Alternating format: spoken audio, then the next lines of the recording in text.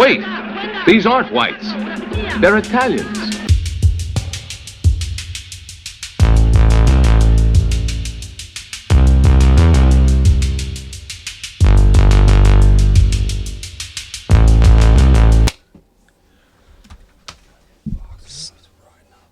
Nah, that's the way to do it. Let your nuts ride. Let your nuts hang strong, man. Nah, these are new underwear, and they're made out of, like, Under Armour fucking material. Hell yeah. No, they're good. It's good stuff. It's an embarrassing story on how I got them. How's it? How'd you acquire some? My mom comes over on Tuesdays to hang out with me and the baby, and I was, like, walking around in a T-shirt and my underwear. There's a bunch of holes in my underwear. My mom was like, what the fuck is wrong with you? Like, throw those away. I'm like, it's still a good pair. And then the next time I saw her, she gave me, like, 2 packs of underwear and just like, throw out those ghetto-ass underwear. No. But she got me these Under Armour fucking material ones. It just makes my fucking bag sweat, and then they just constantly ride up and turn into like a fucking bikini. Nice. Like they just fold inward and just like become tighty whities. Like all day long, I'm just digging at my crotch trying to get them out. I got Ethicas, and Casey pointed out to me, she's like, do you know who those are made for? And I was like, no. She's like, watch like female MMA fighters and what underwear brand they gravitate towards. And sure enough, yeah, lesbians. So lesbians, yeah. I'm wearing lesbian underwear, but it fits me well. It cradles my package. Your mangina, nice. It's not. It's like the man version of them holds my package. No, but same exact thing. It took me about like a year to get adjusted to the material because it's closer. It's not Under Armour material, but it is like that moisture wicking stuff. That's what this is. So I can't wear them at work. I have to actually wear like boxer shorts or go commando at work. And yeah, it's like it's not fun. I like the Hanes like cotton boxer briefs, not the tighty whities, but like the ones that grip like tighty whities, but they're shaped like boxers. I'm not a fan of old school boxers. I used to wear them when I was a kid because they were like the cool thing, like the plaid ones. But they're terrible. They ride up. They get hot too. They're made out of this like thick fucking like quilted material, and they had no give to them at all. Like you couldn't like stretch out all the way and shit. Worse for a wedgie too. Like those are a brutal just wedgie. Not a good product. No, I'm glad they went by the fucking wayside. I was a staunch boxer wearer up until I think like they were cool. Well, I wouldn't say cool. Like there was like it was the step up from those dungarees with like Superman print all over them. They're like, I wear boxers now, dude. I'm a big boy. I did feel like quite the man when I got boxer shorts. You're right about that. But no, throwing this shark away. Yeah. Get my life together. No, that shark. I'm ready to settle down. Look at me. I'm wearing adults. So, Mom, I'm wearing adult clothes. The like so. I remember when I like made the transition, like 2 boxer shorts, being like, all right, these are kind of comfortable. And then my bag grew, and then it was like, these hurt. And good problem I went to like, okay, so I'm gonna go briefs. Briefs made it worse, and then I'm like, briefs being tighty whities. No, like briefs are like they're like the material of tighty whities, but they go like to your legs go through holes. It's not just like your junk support. I don't like tighty whities for that exact. I feel like I'm wearing a thong. Like no matter how hard. I was a tighty whitey kid. Yeah, same. Like my grandpa wore tighty whities, and I was just like, these are fucking gay. Well, I mean, you guys shouldn't have worn the same pair at the same time. Just both getting into them. These brown stains pop up. Don't worry about it, kid. Sat in some chocolate. But yeah, like I would always be in like gym class and shit like that, and like I would be sweaty. And I'd have to change my undies, and I would have to peel them off. And there's something about that sensation. Where, like, peeling a piece of clothing off you is gross. And like the one that is most directly on your body, like closest to what I don't know, matters most. Didn't like it. So like and eventually like my girlfriend in college was the one that was like, you should try a different pair of underwear. And I was like, why is that? And she's like, because like your bag stinks. You sweat so much during the night. I'm dealing with that problem now. Yeah, she's like, you're such a sweaty mess when you wake up. It's like your fucking nuts are like Swiss cheese. Yeah, like it's just like I walk into your room and I could just like, oh, God. You go to pee and you get a whiff of yourself. You're like, I smell like you haven't showered in 3 days. And like you showered the night before. It's just these underwear makes your fucking junk sweat. Well, it's like, at night. And like, you're like, it's cold. So you put blankets. You got your chick with you. So it's like, she's warm. And then like, you wake up like at 3 o'clock in the morning. It's like, why am I in a puddle? I didn't pee. And it's like, no, I just smell like you said, like fucking feta. Like, overrated, underrated. People always like rage about like peeing on your girlfriend. They hate sleeping alone. Like that's always mentioned in like R&B songs and rap songs and shit. Like, I hate sleeping alone. Well, that's a black I think thing. It rules. I don't. I'm in a loving relationship. It's not. They're ladybugs back. Hey, baby. It's not a inherently Mama? black thing. It's a chick thing. No, it is like a chick thing, yeah. But me personally, like cuddling after like 30 minutes, I'm like, get the fuck off me. Like your arm goes numb. Like they want to fall asleep laying on you, and then after they're out, I'm like, all right, roll over, you fuck. Like I don't know. Are you crawling into the microphone?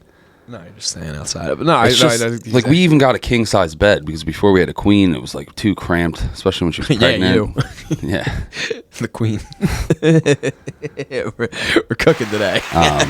But even with the king, like chicks are bed hogs. Like they want to like slide. Like we got this bed, go on your side. Like there should be room behind us. This thing's gonna fly into my mouth. Just sits directly in the center of your mic.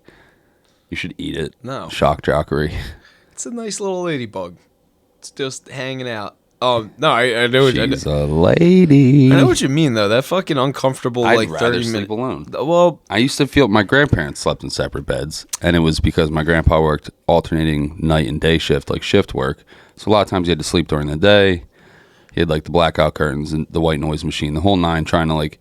So she slept in the bedroom right next door, like, but they just got accustomed due to the altering sleep schedules, because like she had to leave for work every day at 6, and he would be coming in from work or whatever, you know what I mean? So like, they just didn't. And I always thought that was weird, like that was a sign of like a failing marriage or something. A weird judgment for like a 7-year-old to make, but like so they don't sleep together like the TV shows. And now I'm like, dude, fuck yeah! Like Tina's parents have separate beds now since we moved out, and like they love it. Yeah, because it's you sleep better. You can just fucking sprawl out. There's no. I had one set of grandparents that did that. They slept in separate rooms entirely. Yeah, but they were also divorced, just live with each other. That's pretty cool. Yeah, I mean, that's a real Italian move. Yeah, like grandpa just disappeared to Florida for 4 months. Come back and like, I'm going to my room. I'm like, I'll see you in June. No, there was so they were divorced, but they weren't divorced. No, they were divorced. They just lived together because they had the business together. So like that, it was kind of out of necessity. So like, you know, that's always a gnarly one. There was not to cut you off. There's a guy at Public Works. Don't mind that. Just keep staring at this bug. His story was him and his. Is that another one? That's the same one. The same one. Okay, it's just rolling. This guy was in his 60s or 70s, like set to retire from Public Works, and his wife stepped out on him or whatever, and like so they got officially divorced. But like they owned a house in Ocean City, like you know how that's like expensive real estate, whatever the fuck. Mm-hmm. So they didn't want to sell. I don't know what the story was, but this guy was living in the detached like garage, like converted into an apartment, and then his wife was just slamming this fucking new dude in the house, like within earshot. In the house that like he bought, like he had the career. That's very fucked. That's like very just. I try not to send you things like that because you told me that my I was actually gonna try and make it not misogynistic. I was gonna try and give. There was a thing about the separate beds though. Just don't put a pin in that. But we keep talking about this.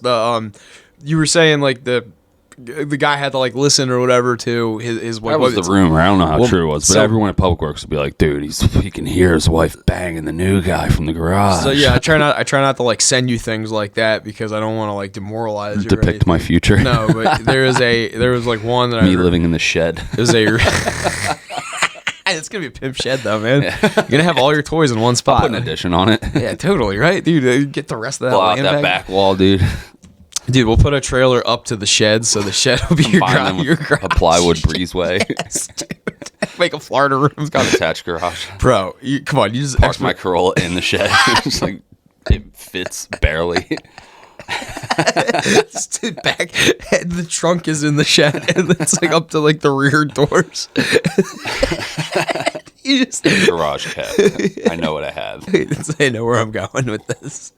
No, it was like a repost of a Reddit thing or whatever, and it's like "Am I the asshole?" Reddit thread that this lady and I've noticed that this gaining popularity, and I try not to like mention it to people because I'm like, am I the only fucking person here that's like not cool with this? But yeah, okay, so I know a few people right now that are they're in committed relationships that are like discussing being in like open relationships, like with their significant other to their significant other's face, and like that's fine. Like discussing it is like one thing, but like there's like we're discussing Who's it. Suggesting it? The women every time. Yeah. So in every instance, it's always the woman, and it's like I understand, like, it's right now. This is kind of like, you know, it's treading societal rules are becoming like a gray area where it's like this is socially acceptable now. Well, we could be swingers and it's not frowned upon. So I don't think it's ever been not frowned upon, but I just think it's more that it's definitely like, judged more back in the day. Well, like open relationship in the 70s, like when being gay wasn't cool. No, that was aside from like the free love era and shit. No, the 70s. Well, you're talking about the 60s was the free love era. The 70s was more like progressive because that was after. It was like the second wave of feminism, like the post women's lib movement. Like the 60s was the height of like women's lib because they got the vote in I want to say like the late 50s or early 60s, and then it was like feminism really amplified. It was like that first wave of it because my grandmother was in that. Also pool. depends on where you live. No, I'm telling you, these are facts. Like this is where like women got the right to vote. They got women's suffrage. I want to say it was like either voted on or it went through in like 58. They could vote, but I'm saying in the South in the 70s, like a man and a wife just openly like in a religious area just openly fucking other people. Like I feel like it would be it judged happened more than now. No, That's it will be judged more. You're right, but I don't think it's always prevalent. Like it's everywhere. For sure. It's All of always this stuff's prevalent. always been prevalent. Just it's a matter of whether it's socially acceptable or not. It's always been happening. I don't think that it's socially acceptable right now, though. I think it's just that there's more of a public, like the loud minority kind of prevailing right now, where it's like the people that it benefits the most are the ones that are being the most staunch about like, no, this is totally fine, and then it's like everybody else is kind of like, I don't know how to tell you this, but it's like you're making very poor decisions in a public manner. It may work for some people, but I don't. Well, it's not that. Like I said, like I was all tying this back to like the two beds thing. It was like more the swingers thing is kind of like over here. The two beds thing is more like over here. Like they're different ends of the spectrum or whatever. I wasn't initially trying to tie these together, but the thing of the point I was trying to make. Your parents were in an open relationship. No, they were never like that. My grandparents, my grandma actually I almost ruined. Thank God she was dead. This is actually pretty funny. Thank God she was dead when this happened. My grandmother remarried when I was a kid. Season after the Boardwalk Bullies won the Kelly Cup, so 2004, 2005. My grandma wouldn't let me go. That fucking bitch. Still holding a grudge. The day she got remarried was the season opener for Bullies, and my dad was like, "You can pick any day of the year to get married. Not the home opener. Fucking home opener after the Kelly Cup season. That's are when you all nuts? the ceremonies are you nuts? We're gonna miss the ring ceremony. My dad was he got issued a paperweight that was the Kelly Cup ring. I've seen those. Yeah, he has I think one. Timmy's mom had one, or someone she knew, because Kinko's was a big sponsor. Yeah, she was like a manager. So like, I think their company had one that she got to show us. Kinko's was that one, and there was some like delivery service too. It was like just 4 wheels or something like that. Like one of them, and they gave us something too. I think it was like a framed photo of the team or something. Yeah, but like all the sponsors gave the like season ticket holders like all this shit. So regardless, anyway, so like, you know, first game of the season, my grandma's like, "Oh, we're getting married." my dad's like, "We're gonna show up for the bare minimum of this. We're gonna as soon as you say I do, I'm out. As soon as that rings on your doing finger, 85 down the E-way, straight to B-Walk Hall." Yeah, exactly. And my grandmother was so mad at us. But anyway, the guy that she married was this guy. He was like a Philly cop from like he was in the Move. Like he was the cop during Move. And like I'm not sure what the Move is. Move was when they bombed Philly. Okay. It was that Johnny Africa guy. He was like the Crumb Bum clip that you sent me a bunch. Well, that's John the mayor fucking what's his name? That was the same. Yeah, that's he's the guy who did the bomb, right? I think so. If not, it was like when he was the mayor. Frank Rizzo, that's the guy's name. Frank, you're a crumb creep and you're a bum. You're a crumb bum. But yeah, anyway, so my grandmother remarries this guy. He was one of the cops that helped like bust up the Move thing. Was like one of the cops that like kicked the shit out of all the people that were in the compound and whatnot. And then they bombed the city. So anyway, this guy's like gruff.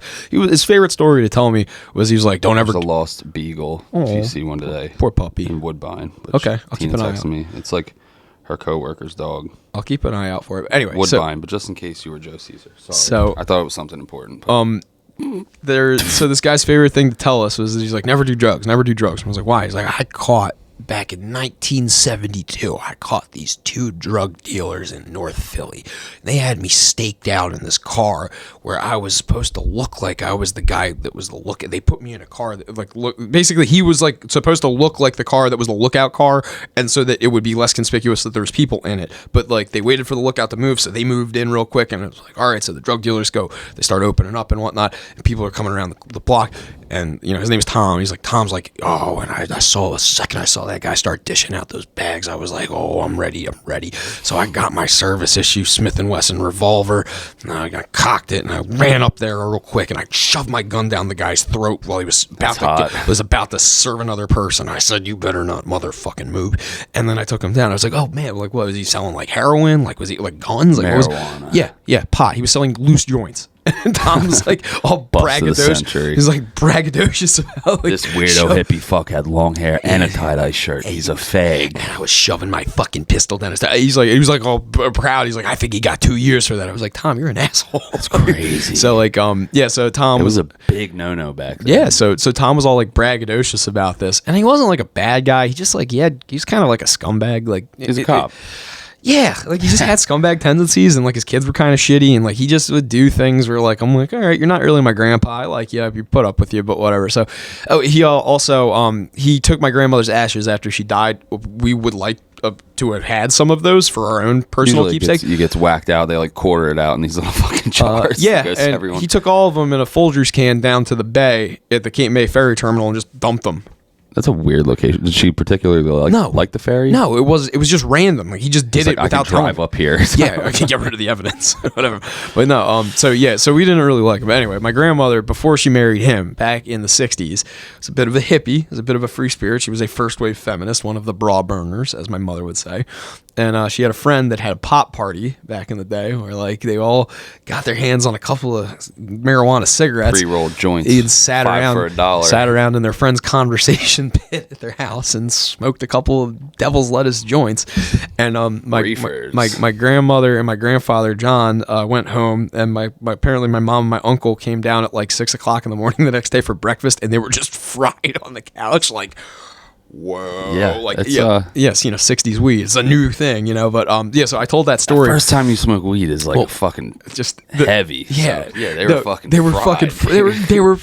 gonzo. I felt like I was in a fish tank for like 2 days the first time. I got a baconator in me, man. I felt that was the best tasting hamburger. Right as rain. Yeah, it was perfect. But yeah, my grandmother like never told us to Tom, and I told this story at Thanksgiving dinner the year after she died. Was Tom there? Tom was there, and Tom was mad, and he never talked to me again. That's probably why she died. He never talked to me. He never talked to me again. He was alive for like 4 more years after that. And he never spoke a word to me again. My sweet queen didn't smoke marijuana. He did not know that. And my uncle was like kind of drunk, and he was like, "I think you pissed him off." And I was like, "I'm already not in the will." Fuck that guy. Yeah, it was great though. It was like the most like most married and family members are pieces of shit. I blew his mind. I was like, "You were married to this woman. You didn't know she smoked weed once. Hey, go fuck yourself." That's such a fucking irrelevant thing to be angry about from his end. It's just like, dude. It was like almost legal at that point. It was like as much one of those things are like getting mad about like your lady that she hooked up with someone else before you started dating. It's like, what do you care? You weren't even there. Like, I don't want to taste all those dicks. I don't want to taste that marijuana breath. I don't want to taste them after. I want to taste them myself. I want to taste them on you. It's like, who cares, really? Exactly. Like, that's a little different than weed, but like weed's as, if not dumber, to be mad about. Yeah, it's just that's like extremely stupid. Who gives a fuck? Like, nah. Well, 50 years ago, brother. Like, chill the fuck out. Like, back to the 2 beds thing though. They didn't have 2 beds, which is funny, but my grandmother did. The 2 beds thing comes from back. It was like always just out of pragmatism. The man would wake up earlier, so like there would be 2. Serve his lady. And I think sometime in the 60s, I don't want to tie it to the feminist movement, but I think it was like a progressive thing. Like, people just were like, hey, we could put the beds together and save room or whatever. And that's where like California King came from. It was just the 2. It's like the size of 2 queens. There's like a king size bed, and then it's like 2 queens or whatever that are stuffed. Because they move the beds together. Because it was like a progressive thing. So that's kind of where it comes from. But like you said, people our age now are starting to separate beds again because they're like, I have to wait. We both work now. It was a pragmatism thing back then. Now it's pragmatism again, where it's like if you're both working, you're getting up at separate times. It kind of makes sense.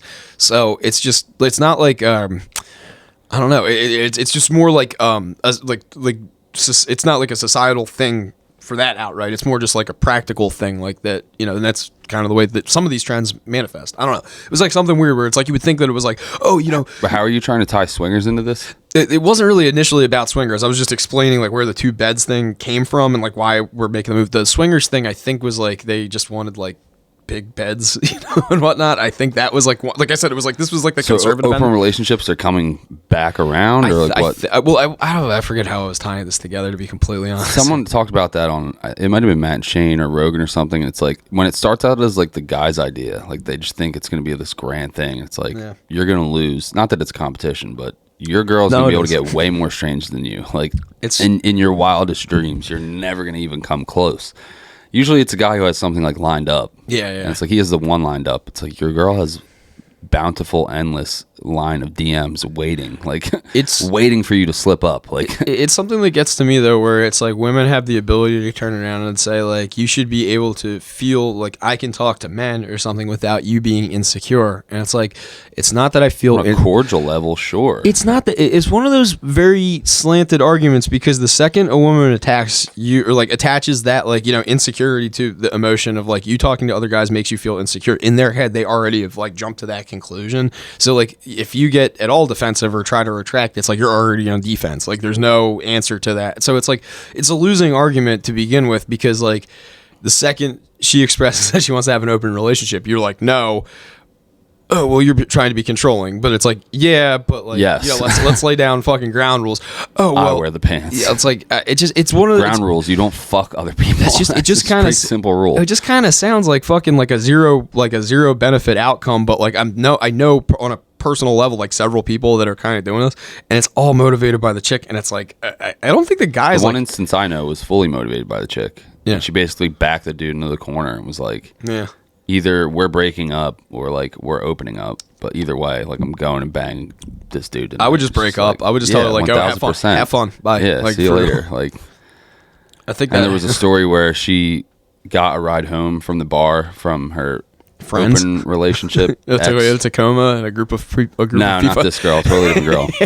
So I guess it was her ex at the time, or like they were in an open relationship or whatever. But she got a ride home from like Summers Point bars from her ex dude in the front seat, and she took a dude in the back seat on the ride home from the bar. Wait. And was making out with the dude in the back seat. Me? No. Oh, okay. No. This is not anyone like.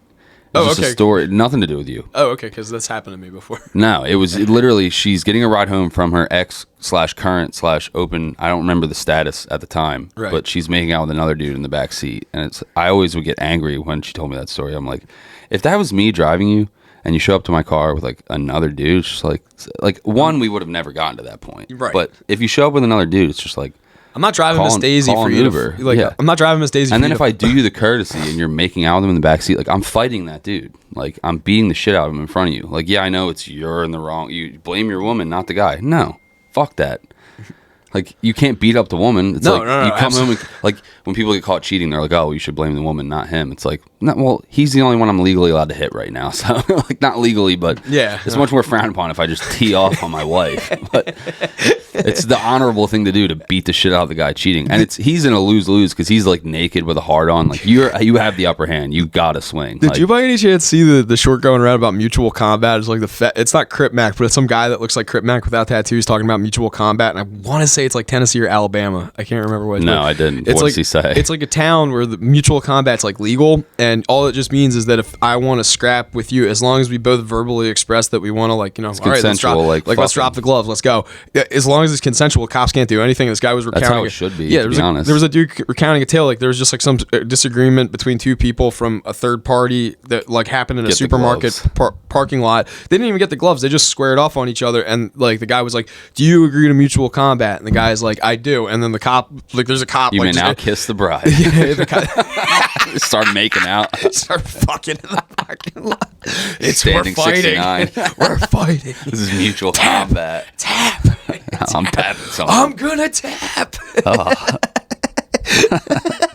All right, it's been a good week, guys. Dick Bar. See you next Monday. His cock all wrapped up. Just giving his helmet kisses. Dude, that would be. You ever seen not Borat? What's the other one? Bruno, where it's like the MMA. I never saw that one. Oh my god, that's so Vic Henley is in it. He's the guy. R.I.P.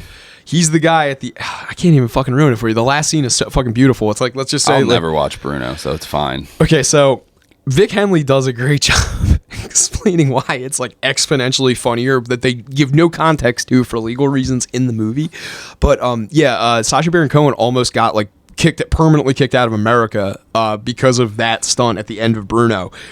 He's from America? No, he's from. I think he's like Kazakhstan. I think he's a partial Israeli citizen and partial like UK citizen, but like he can work in the US, so like he's a citizen or whatever, like work visa, whatever, however it works out. But anyway, he had rights to film in whatever state they were in, and it was close to the state line of another state. So I want, like, let's say they're in Georgia, so like Alabama's the next state over. So like the last scene is that the joke is Bruno, the character he does, is a flamboyant gay guy, and to rebrand his image to be more American and more masculine, he like is this guy is called like Chuck Masculine's like anti-gay wrestling match or something like that.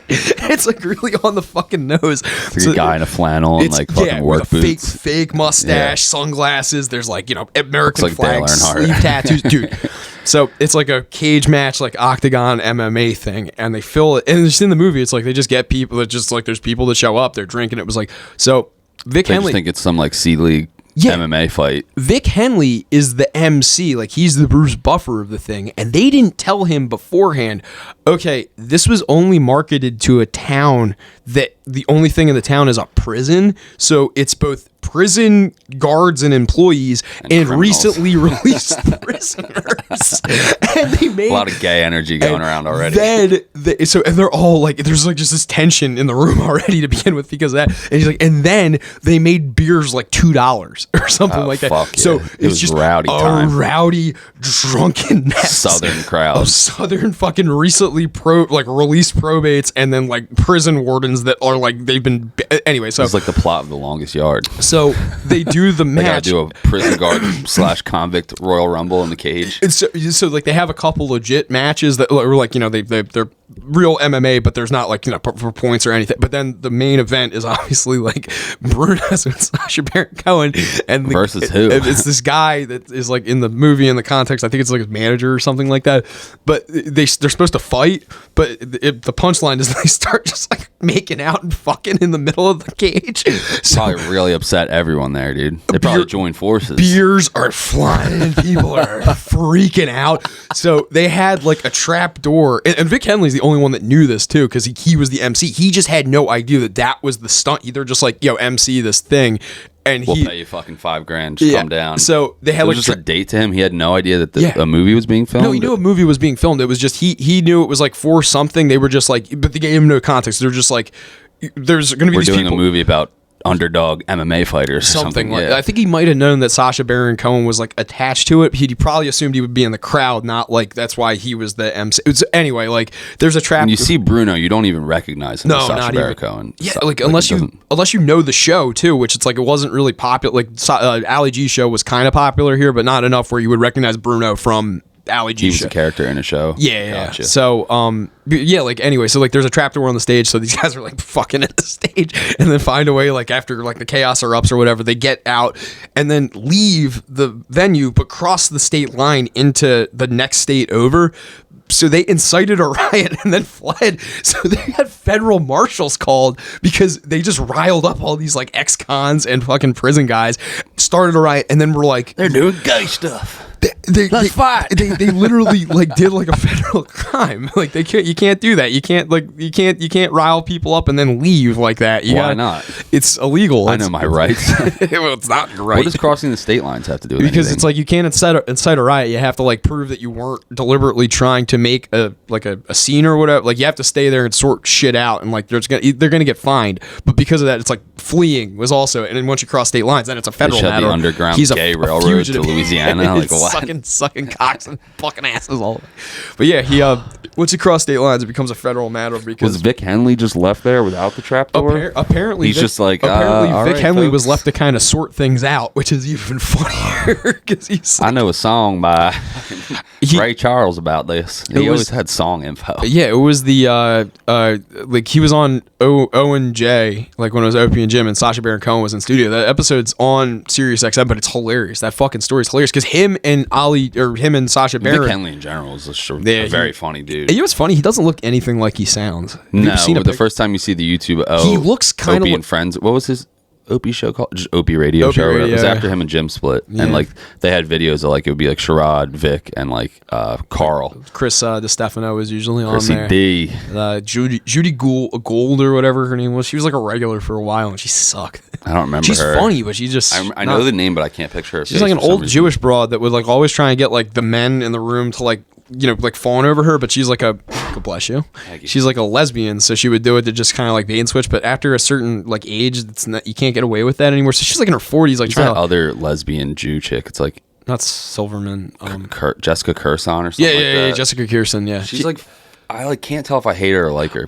Before I thought she was funny, and then the last few years, whenever I see her on stuff, I just think she's fucking annoying. Like, she kind of like jumped the shark. Like she ran out of material the way like Schumer did, but like she's fun. Like she's real funny. I hear her on things like here and there. Like she's got a podcast that Brenna listens to. she just does like impersonations of like old Jewish ladies and like makes weird faces, and it's just like I've seen this. Like I don't know if it's just repetitive or Kirkman. Is that her name? No, it's Jessica Curson. She's like probably like a 50-year-old. I'm thinking of Jenna Kirkman. 50 to 55, maybe 60. I don't want to be rude, but like a late middle age turbo dyke from New York. She'll like talk about her porn choices and stuff. Like I'm masturbating. Oh, you know, weird Jewish accents. You know who I can't. This lady stinks. It's just me. Everyone loves Cat Williams. I'm like, dude, fuck Cat Williams. Everybody loves Fortune Feimster. I hate her. I think she's one of the. Fan. I think she's one of the most annoying and irritating people. She looks like she should be a gym teacher.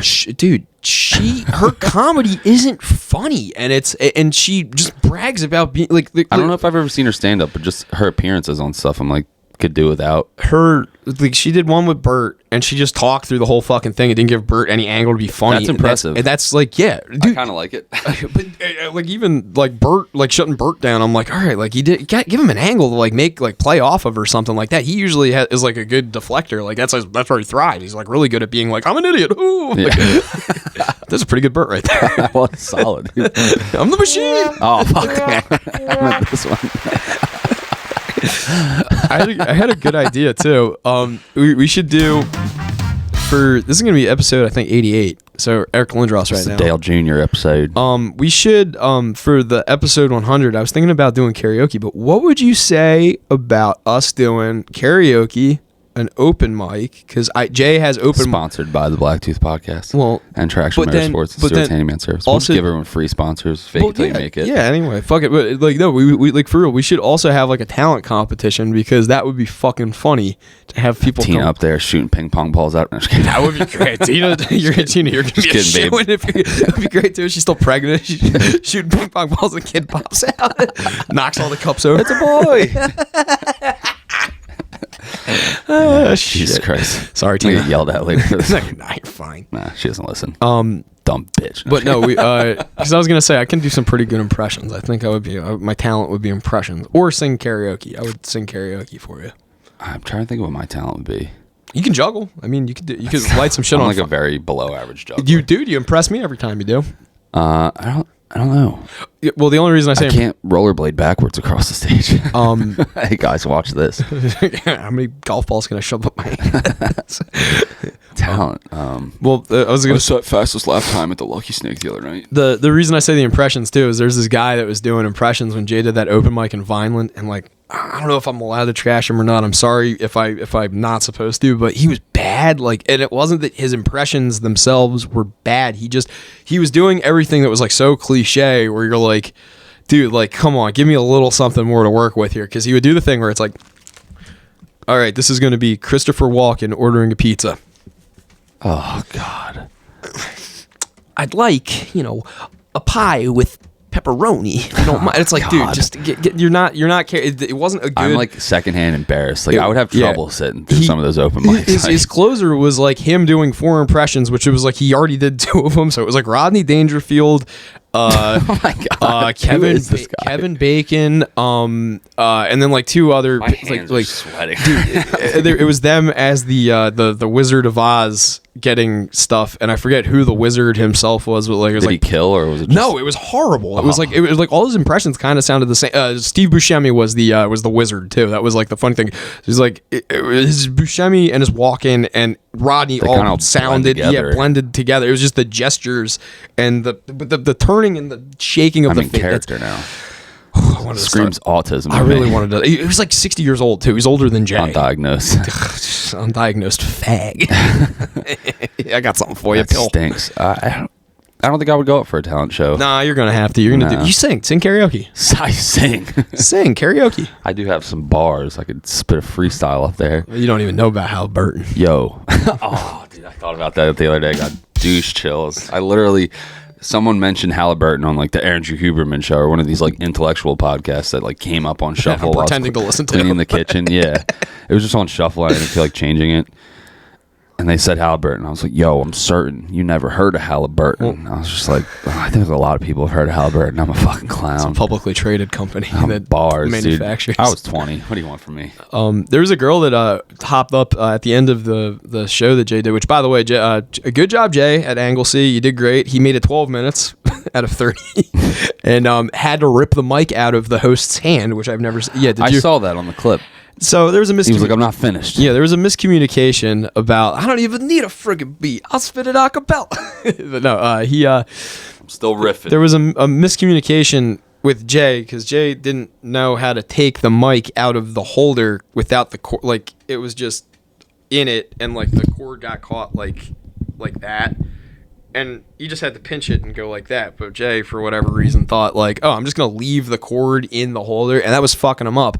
So he was like completely off. So the host comes in to save him like 12 minutes in because it looks like he was like running out of momentum. And people are like, like I'm yelling at him and also other drunks in the bar. Fix like, the mic. Just like, dude, pull the cord out. And he's just like, what? Like this? And then does it. And it's like, now it's out. And then the host just walks up and is like, all right, give it up for Jay Scrocca. And then Jay just like, I'm not done yet. So he stands there awkwardly and then walks up and rips the mic out of Nick's hands. Hollywood, dude. Yeah, That's Hollywood does his closing bit about the hooker, and then he walked off. I mean, it was fun. It was whatever. But after that, after everything was said and done, there was a guy that came up. I think his name's Adrian, and then the only chick that came up after that was a chick named Hannah Widener.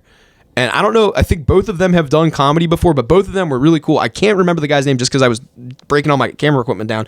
Both of them killed, though, and they were fucking hilarious. And, like, it was one of those, I was not expecting open micers to do better than seasoned comedians, but they did. They were like... Who's the seasoned comedians? Well, the guys that Jay had. So there was Hollywood. this guy... No, well, Jay had this guy named BJ. Seasoned vet. Yeah, Nick, the host, has been doing comedy for a while. He got carded too, which is even funnier because he's like this like young, like kind of Puerto Rican looking guy, and he walked in and they immediately carded him.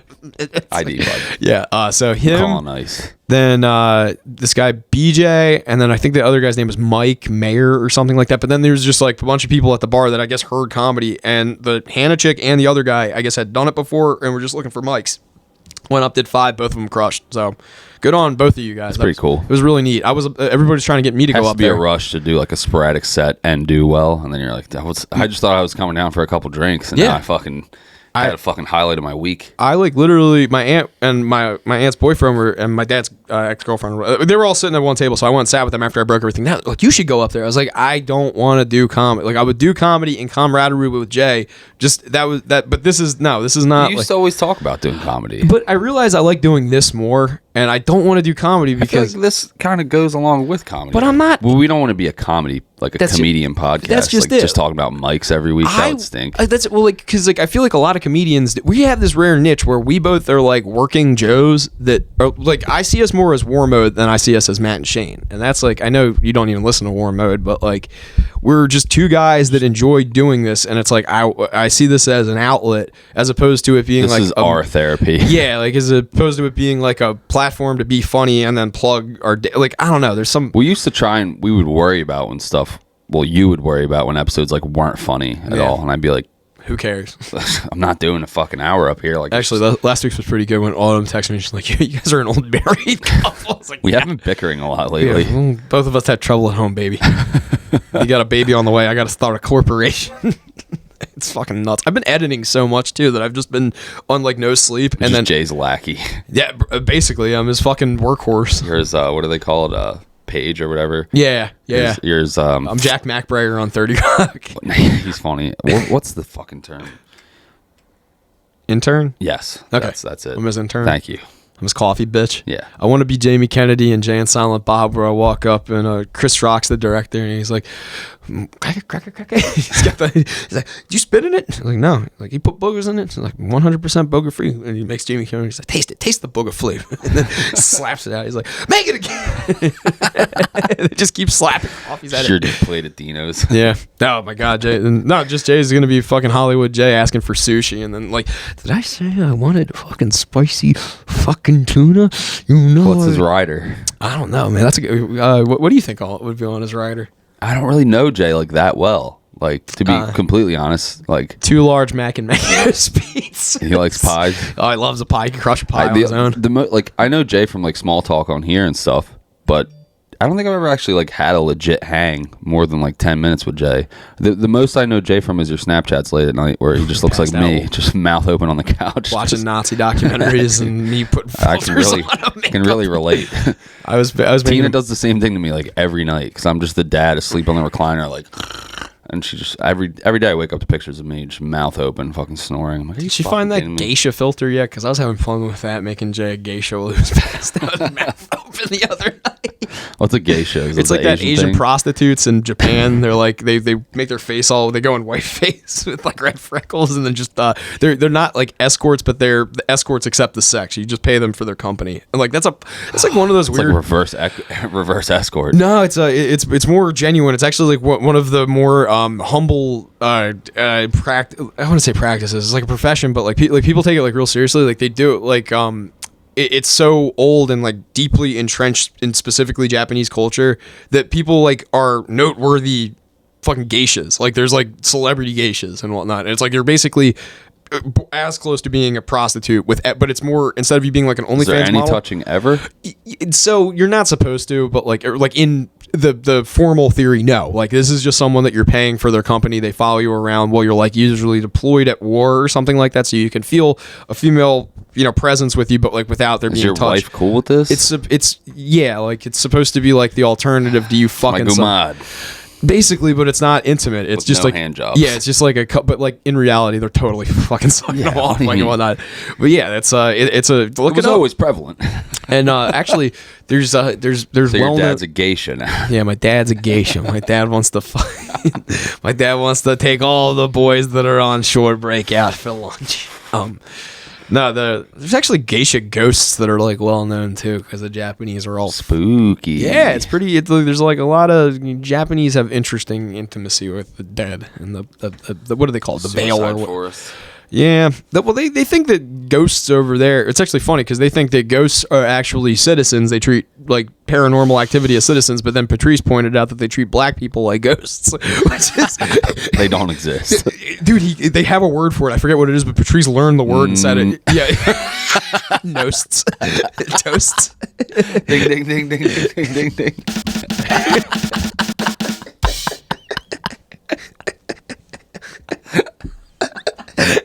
No.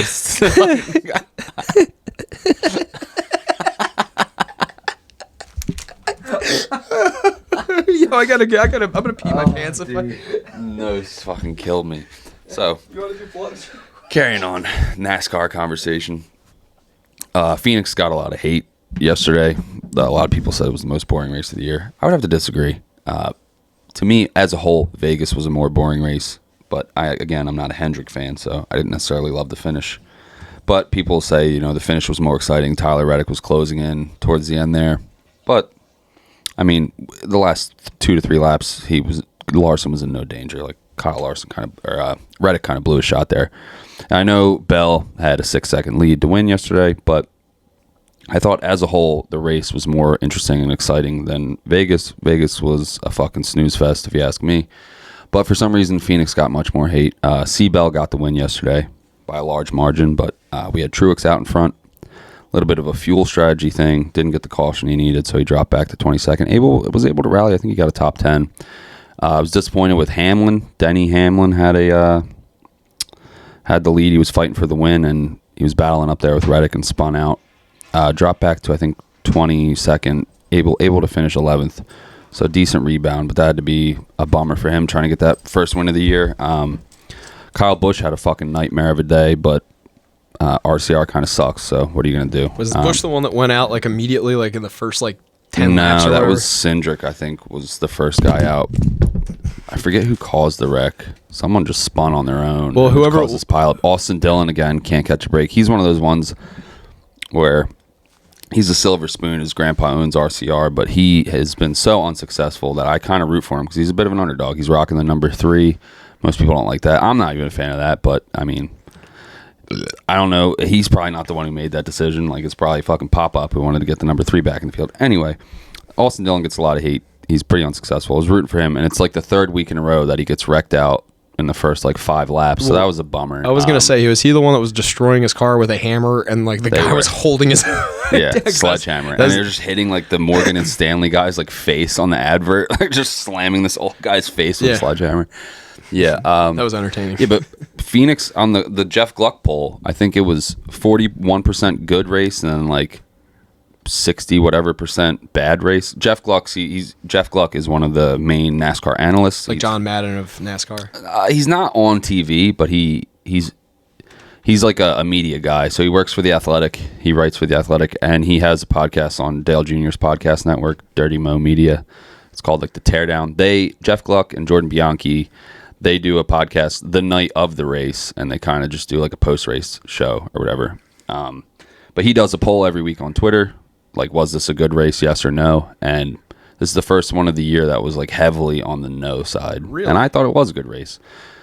I wasn't a fan of Vegas, and I go into Phoenix with low expectations, and people didn't like it because they say there's no passing, but I mean, Christopher Bell started in the 20s and worked his way up for the win. Like, there was over 2,800 passes at Phoenix yesterday. There was more passes ever at Phoenix in the next gen era than there ever has been. I'm ripping these stats off this guy's Twitter, but no, still. I thought Phoenix was better than Vegas, and I think they're both pretty boring tracks. As a filthy casual, there was 2 things I took away from yesterday. The analyst said something about the dog leg turn. I think it's the last turn going into the straightaway, if not the. I think it's after turn 1 or something. It's right after the finish line. Then it fans out to like 10 wide. And you told me that they go like 5 wide into that, so I was paying attention. But then whoever was in I don't know any of the commentators' names, but I think Harvick and Mike Joy were talking about how that used to be a road course outside the track, and that's where like the track merged back in or something. And there's pit row, and it flattens out, so the guys that were trying to cut it would have to he's like their backs must be fucking hurting. And I'm like, that was Harvick. He retired last year, so he has the of all the commentators, he's the only one that's ever driven this car. Like this car it's called the Next Gen. It just came out a couple years ago. Okay. So a lot there. Clint Boyer retired like 5 years ago. He's only driven the Gen 6 or the Gen 5, whatever the fuck. Harvick's the only one who's driven the current car, and apparently it's more rigid. It's more like rough when you take hits and stuff like that. It's supposed to be safer, but like it fucking, you feel it in the car. And he's like, they were talking about cutting the dog leg, and he's like, they're like, what do you think about the dog leg, Kevin? He's like, hurts my back. He's like, that's the only thing it does. He's like, you save 50 feet, but he's like, you need to go to the chiropractor the next day. I once he pointed that out too, I was like, oh, that actually, because if you're it was going just, from an angle like this and you're dropping down to flat, so there's like a boom. It's like when you see sparks fly when they do it. Well, that was just it. I was gonna text you. I didn't I knew you weren't watching after a certain point because that was like right around when I fell asleep. I fell asleep too, like 126. But I was about 150. I conked out. There was the one wall. It's like, I guess it is a straightaway where they all like line up straight in the wall, like in a line. I guess they're drafting to try and get it, and then they break right into the turn. So when the guy that's the leader was going into that turn, even though he's technically the first and through it, his front right was always taking sparks going out of that straightaway in. I was going to ask you, is that because he's trying to get a better angle on the turn, and it's just he wants to stay flat, or is it just like, is that something like, because some people think it's a faster line? Okay, so the strategy, it's technically like, so in a footage thing, if you run the inside of a track, it's a shorter distance than if you're running the wall, just because it's like, you can picture the inside of an oval is a shorter distance than the outside of it. So you're saving 50 feet of distance when you cut that dog leg. Right. But the argument for the outside line is like, you're carrying, there's more banking, obviously, because it goes to a flat on the dog leg, that you're carrying more momentum, that it's actually faster just to stay on. And it's, some people can work either line better. I mean, that's just probably where that guy was finding his, like, because they're constantly analyzing their lap times. Right. So it's like they'll try something and then they'll try something else, and they'll be like, you were faster doing that. Like, keep doing that. So it's like he probably was picking up a 10th, running that fucking dog leg. I hate the word dog leg. I like it. I don't mind it's not that turn though. That's not what I'm talking. There's one where because I know the dog leg you're talking about sort of widens out. This is the one that's like the straightaway where they're all going straight, and then it was just a regular ass turn, but it goes from like flat and like a little bit of berm to like a heavy berm. He was hitting sparks, and he was hitting sparks, but he was the leader out. Where I was like all the other turns, it was like just hugging it real low. So and like just getting into the. I was gonna say, a little. does that mean that he's going straighter and trying to go against the berm, or does that mean that he's going with the berm? But the transition is just like he's catching, because like it looked like he wasn't like he's probably trying to run as low as possible, like on the wall, right? Or on on the berm. Okay, and probably just getting a little too low. I don't know. If I showed you the exact part of it, it would make more sense. But yeah, it was just like it was like, okay, that looks like something where if I was in first place, I would be trying to avoid that. But like it looks like he's using it to his advantage, because he's not like the car behind him isn't able to get around him with the line he's taking.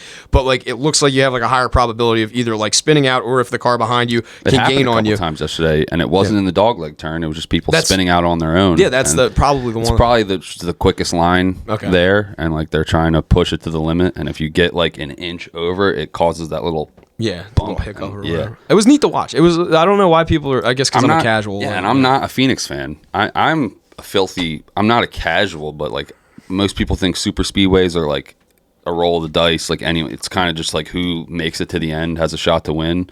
But like I don't know. I love the big super speedway races, and I know Phoenix isn't technically a small track or a short track, but like they're calling it that now, and the short track rules package sucks. Like they're just because of the new car, they're ironing out all the kinks of what they're running at different tracks, and what they need to do is add more horsepower. When I was watching NASCAR back in the day, they were like 900 to 1,000 plus horsepower. Now they're regulated to like 670. A few years ago, they were down to like 450, and they had to bump it back up a little bit. And like all the fans and drivers are just like, dude, bump up the horsepower. Like, what the fuck are we doing? I watched footage of Dale Jr. qualifying in like 2016 or 17. The cars were like 960 horsepower. The thing was going so fast. Like it makes NASCAR now look slow. Like it's like they looked so on the border of like losing control at all times. And it was called the Car Tomorrow. It was like the one before this one. But that thing sounded like a fucking rocket ship. Like it just sounded insane. They're much more tame now. Yeah. But I think it's a safety thing. Probably. Like when I used to watch NASCAR as a kid, they always showed their speed, because it'd be like, he's doing 210 right now. It's pretty cool. They don't show the speed as much now. Yeah. But it's because when they show it, they're doing like 180. Yeah. It's like fans are probably like, what the fuck? Why aren't we doing 200 anymore? They had the Cameron Blaney's car, my boy Blaney yesterday. They had the camera in his car, and he was like going like maxing it like 161. I'm like, what the fuck? It's only a mile track. Then you mentioned that it's like not only is it a small track, but it's got that wide spot, so you really have to decelerate into the one turn, especially if you're in a group. And the whole time he was in that group, and the one back turn is really flat, so you really have to slow down around that corner. The downshift where they were showing the RPM gauge versus the brake gauge, that was all like entertaining. I enjoy stuff like that. That was it dorking out for me. Like, and they show a foot camera at some point. I didn't see that part. It was later. They showed Bowman's foot camera, so he's like tapping the clutch and shifting gears and shit.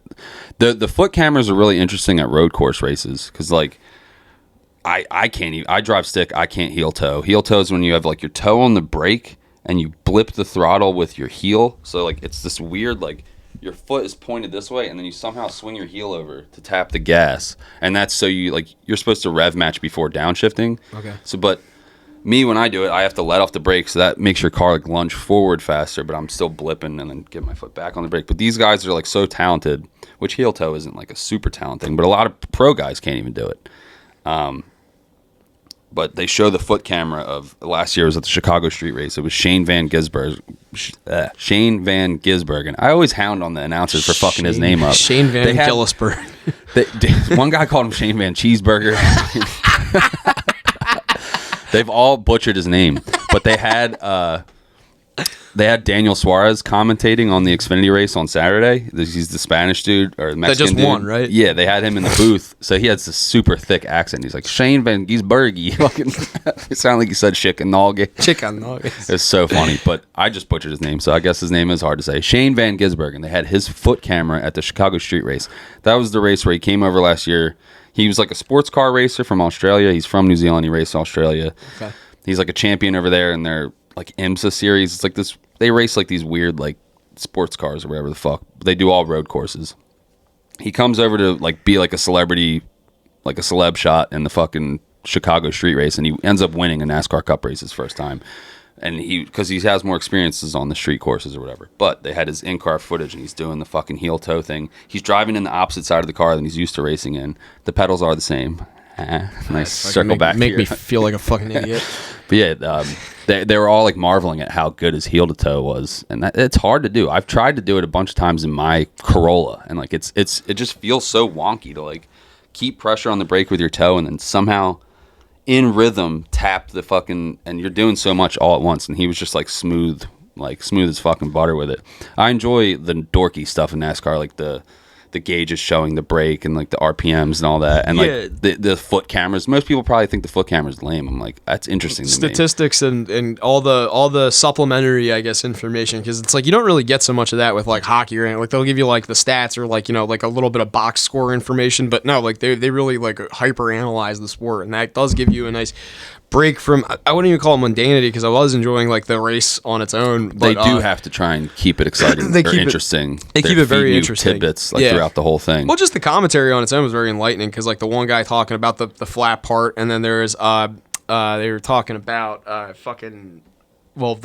enjoy the ladies and gentlemen start your engines kid. There's like a fucking kid, like some twink, and then a fucking fat chick. And I was like, they ruled. They were great. That was my favorite part. So I was washing the dishes and I had it on my phone and I'm listening in my headphones and I hear them like, I don't see it, but I hear them yelling, and I'm like, is this like some WWE wrestlers or something? So I rewind it, I go over and watch, and it's like some dorky band kids. I'm like, dude, tell you, these guys are fucking hyped. Like, they got me fucking ready to go. I was on the phone with my dad. Phoenix, are you ready? And then the chick fucks up and she's like, Travis! Nah, she ripped it. She was that great. was killer. Yeah, they were awesome. They got me hyped. Yeah. And then they have this like Reverend Donald Jones, this black dude comes up, and I thought he was gonna sing, and he just pulls out a trumpet and fucking murders. Oh, that's what that was. Yeah, he did a national anthem with a trumpet. I enjoyed that.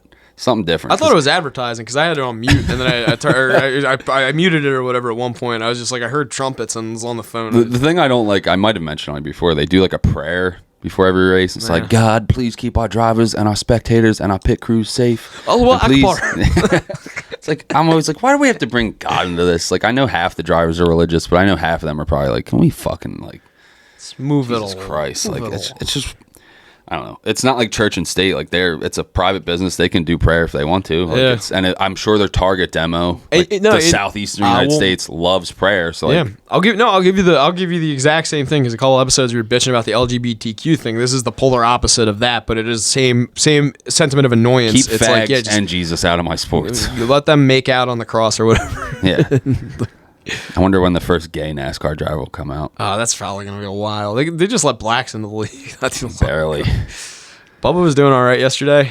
Is that him that was fighting in the pit early on? Nah, it was his pit crew. Oh. Nah, it wasn't. It was someone else's. It was like host of ours pit crew. Stealing someone else's tire. They weren't fighting. They were like backslapping or something. They were having fun. They were joshing around. It was just funny because, like Bubba I said, did have a decent run for a bit yesterday, but he was a bit of a non-factor, which for him kind of had to stink because his teammate was running like second all day, Tyler Reddick. 2311, owned by Michael Jordan and Denny Hamlin. Denny Hamlin is a current driver for Joe Gibbs number Racing. 11, right? Yeah. He was in the big red car yesterday. He was doing pretty good on that part. He spun out on his own like in the beginning of the third stage, and he dropped back into the 20s. And damn, never recovered. He finished 11th, but it's not enough. That's the complaint about that track. It's not enough passing or whatever, but I don't know. Like plenty of passing There was like 3 cautions in a row, like right after his spin and someone else spun, and like that jumbles everything up because guys can come in and get fuel, and like it just changes the whole tire and pit strategy where it basically flip-flopped the field. So the guys who were from like 10th to 20th, they had already pitted, so they stayed out. They took up the 1st to 10th, and the guys who had to go in and get tires and gas, who were running in the front all day, got shuffled from the 10th to 20th, and then like some of them weren't able to crawl their way back through, but other guys were. Like Blaney went from like 20th to 5th. Yeah, he was all over the place yesterday. Truex went from like 28th to fucking 8th or something. Like, and the guy who won started 23rd or something, went all the way to the front. So it's like, what's his name? This complaint about Recky Spinberg. Recky Spinhouse Jr. Yeah, Recky Spinhouse. Ricky Stenhouse. He started 20th, went all the way back to like 35th, and then managed to get like, he was up there, I think like in 12th or something. Speedway specialist. He's one of those guys where it's like his equipment isn't top tier, and like obviously he's an amazing driver to be in the pros, but he Like there's road course specialists. He always finishes well at the super speedways, but at a track like this, it's not really his forte. So wherever, I think he was. Why isn't it his fifth day? I think he was in the top 20. I think he had a decent day. Well, in first though, not 58 cents. No, turning that into 145 bucks. NASCAR bets are tough. That's I have no idea what I was doing. I love Blaney, but I'm like, I kind of hope Blaney just wrecks out in the beginning and be like, "You're a faggot." I had no idea what I was doing. I hope they all have a good time. It's like that's basically how I root for racers. Like, and I don't. People say like, this race was boring, but it's because the Hendrick cars got shuffled to the back and weren't able to recover. But it's because there's a lot of Hendrick fans, and it's like, well, that's kind of why I thought Vegas was boring, because like I don't like Hendrick and they dominated. So it's like, I guess it's kind of who you're rooting for. Like I loved this race because the Toyotas were up front. Like I like Joe Gibbs racing. It's kind of a thing too, where it's like you go to Daytona and Atlanta, which are like electric, and then you follow it up with like two fucking mid-tier fucking races. Like I don't know. I don't really like Vegas, and it's a mile and a half. It's like NASCAR's core style of track, where it's like mile and a half oval, but it's just like I think it produces boring fucking racing. I think that there's like something to be said too about NASCAR, where it is like the track being so subjective, and like they're all different fucking sizes. They're all different like classes of speedway, and like the only point I'm trying to make with that is that it reminds me a little bit of baseball, where there's pitchers that don't like pitching in certain fucking stadiums because like I want to say Colorado is the one easy to homer at. I want to say it's Aaron Nola had like a big complaint about playing in San Francisco because they have that one short wall in right field where it's real easy to get. Bond's just launching him into the kayak den. It's that you like, if you're a right-handed pitcher and you're pitching against a lefty, they're going to pull the ball more. And it's like when you have like a right-handed starter that's really good against right-handers, they're going to end up like, you know, like striking more people out. So you're going to be facing more like a little bit of a shuffle in that it's like strategically you're going to be seeing X amount of left-handed hitters. They know that you're a right-handed pitcher, so they're going to throw more left-handed hitters at you. So you're going to have to throw more pitches to this guy that like are liable to be homered over that specific wall. So like there's pitchers that are just like, fuck that, I don't want to pitch in rotation for those 3 days that we're in, you know, San Francisco or whatever, or San Diego or like or wherever, like you said, Colorado. They don't enjoy. Yeah, Colorado is even like Philly isn't it easy to homer at Philly? It depends in left field or something. I think it's left field, but yeah, there's they used to not like the vet too because the AstroTurf people would complain about the Astro, but there's like it's a very subjective thing. But like I think like NASCAR, it being like the track itself, and I'm also so new to the sport, like watching the sport, that I like that. You've been telling me kind of like little things that people are complaining about, but that's usually what people are complaining about or what I'm enjoying the most about the sport. And it's like you're saying people don't like that dog. Like I thought that was an interesting dynamic to it, and then there's not enough passing. I was like, people don't like the dog leg. I don't think I said that, but people, that was a complaint on Twitter, and people were saying like in the 90s that dog leg used to have grass, so like you had to stay. Phoenix is one of those weird ones where you're allowed to run below the yellow lines. You can run wherever. And people are like, they should put grass there again. So like apparently it was better racing when it was just the oval, like when it didn't have this wonky triangular shape to it. But I don't know if that would make a difference. I don't remember Phoenix when I was a little kid. But to wrap the NASCAR thing, Phoenix got a lot of hate. I went into it with low expectations. I thought it was I didn't leave with a sour taste in my mouth. I thought it was an entertaining enough race. Any race is going to have those lulls in the middle of it. I mean, even Daytona and them, they get in those packs. Now, the argument, like people were saying, the last 50 laps, Christopher Bell just kind of ran away with it. There was no real battle for the lead. I was enjoying the battles for second, third, fourth, and fifth place. There was a lot of, Chris Buescher came out of nowhere and finished second. Like, I knew the winner was pretty much over with, but any of those positions mean a lot from, between first and 10th. So, like, I was enjoying those battles. It was still exciting there. Like, I knew Seabell was probably going to win, but the day before on Saturday, Justin Allgaier had a 4-second lead, and on the second to last lap, he blows a tire and hits the wall. So, I mean, anything like that, like Christopher Bell could have his brakes could have exploded like Phoenix in the fall in the championship race, and like, you never know what's going to happen. But I was happy. I'm a Toyota fan, so like, of course I'm going to like it. But there was a lot of exciting stuff aside from the leader going on that they were still showing, good battles and stuff happening. Vegas just stunk, but for Phoenix, I was thinking a C going into it, but I give it a B+. I thought it was a good race, and I'm looking forward to Bristol this week. We got 2 exciting weeks coming up. Bristol, you're really going to like Bristol if you tune in. And then the week after is COTA, a Circuit of the Americas. It's a road course in Austin. Texas, okay. Road courses, to me, I used to hate them as a kid. I like the big 200-mile-an-hour races. Yes. As just a general race fan now, I like everything but F1. So, like, fuck F1. They're fucking gay. But I got nothing. They look cool. Road courses weren't as prevalent in NASCAR. It's more prevalent in like the different type of circuit racing and stuff like that. But I enjoy the road courses now. I don't know why I hated them as a kid, but to me, it just kind of breaks the monotony of ovals, where like every 4 or 5 weeks you got this wonky road course thrown in, where it's just like kind of like how that go-kart track was laid out. It's like rights, lefts, tight turns, wide sweeping turns. It's like a whole. It's and just doing it in the same. They got to make right turns. Like it produces exciting racing. But they're in the same cars, right? Yeah. Okay. They might have different rules packages or different fenders or aero packages and shit like that. But it's for the most part the same thing. No, it's 100% the same car. Yeah, that's cool. Like like I said, it's like part watching of these big beefy NASCARs trying to muscle around like this fucking hairpins and whatnot, IndyCar style layout track. That's pretty cool. It's fun. Well, okay, they do get spread out though. It's kind of like how yesterday after a long run they kind of start to spread out, but those wonky. Sharp right, sharp left, sharp right. It creates these opportunities for passing. So all throughout the field, there's just battles going on all day. I don't want you to describe it to me, but I am very curious how the infield will look for that, with it being like a road course. Just because, like, I like that you're making it like after this week, I understand now the infield thing. Because there's one guy, I don't want to say it was Larson. It was like someone that had like a problem in like around like the first stage, like towards the end of the first stage.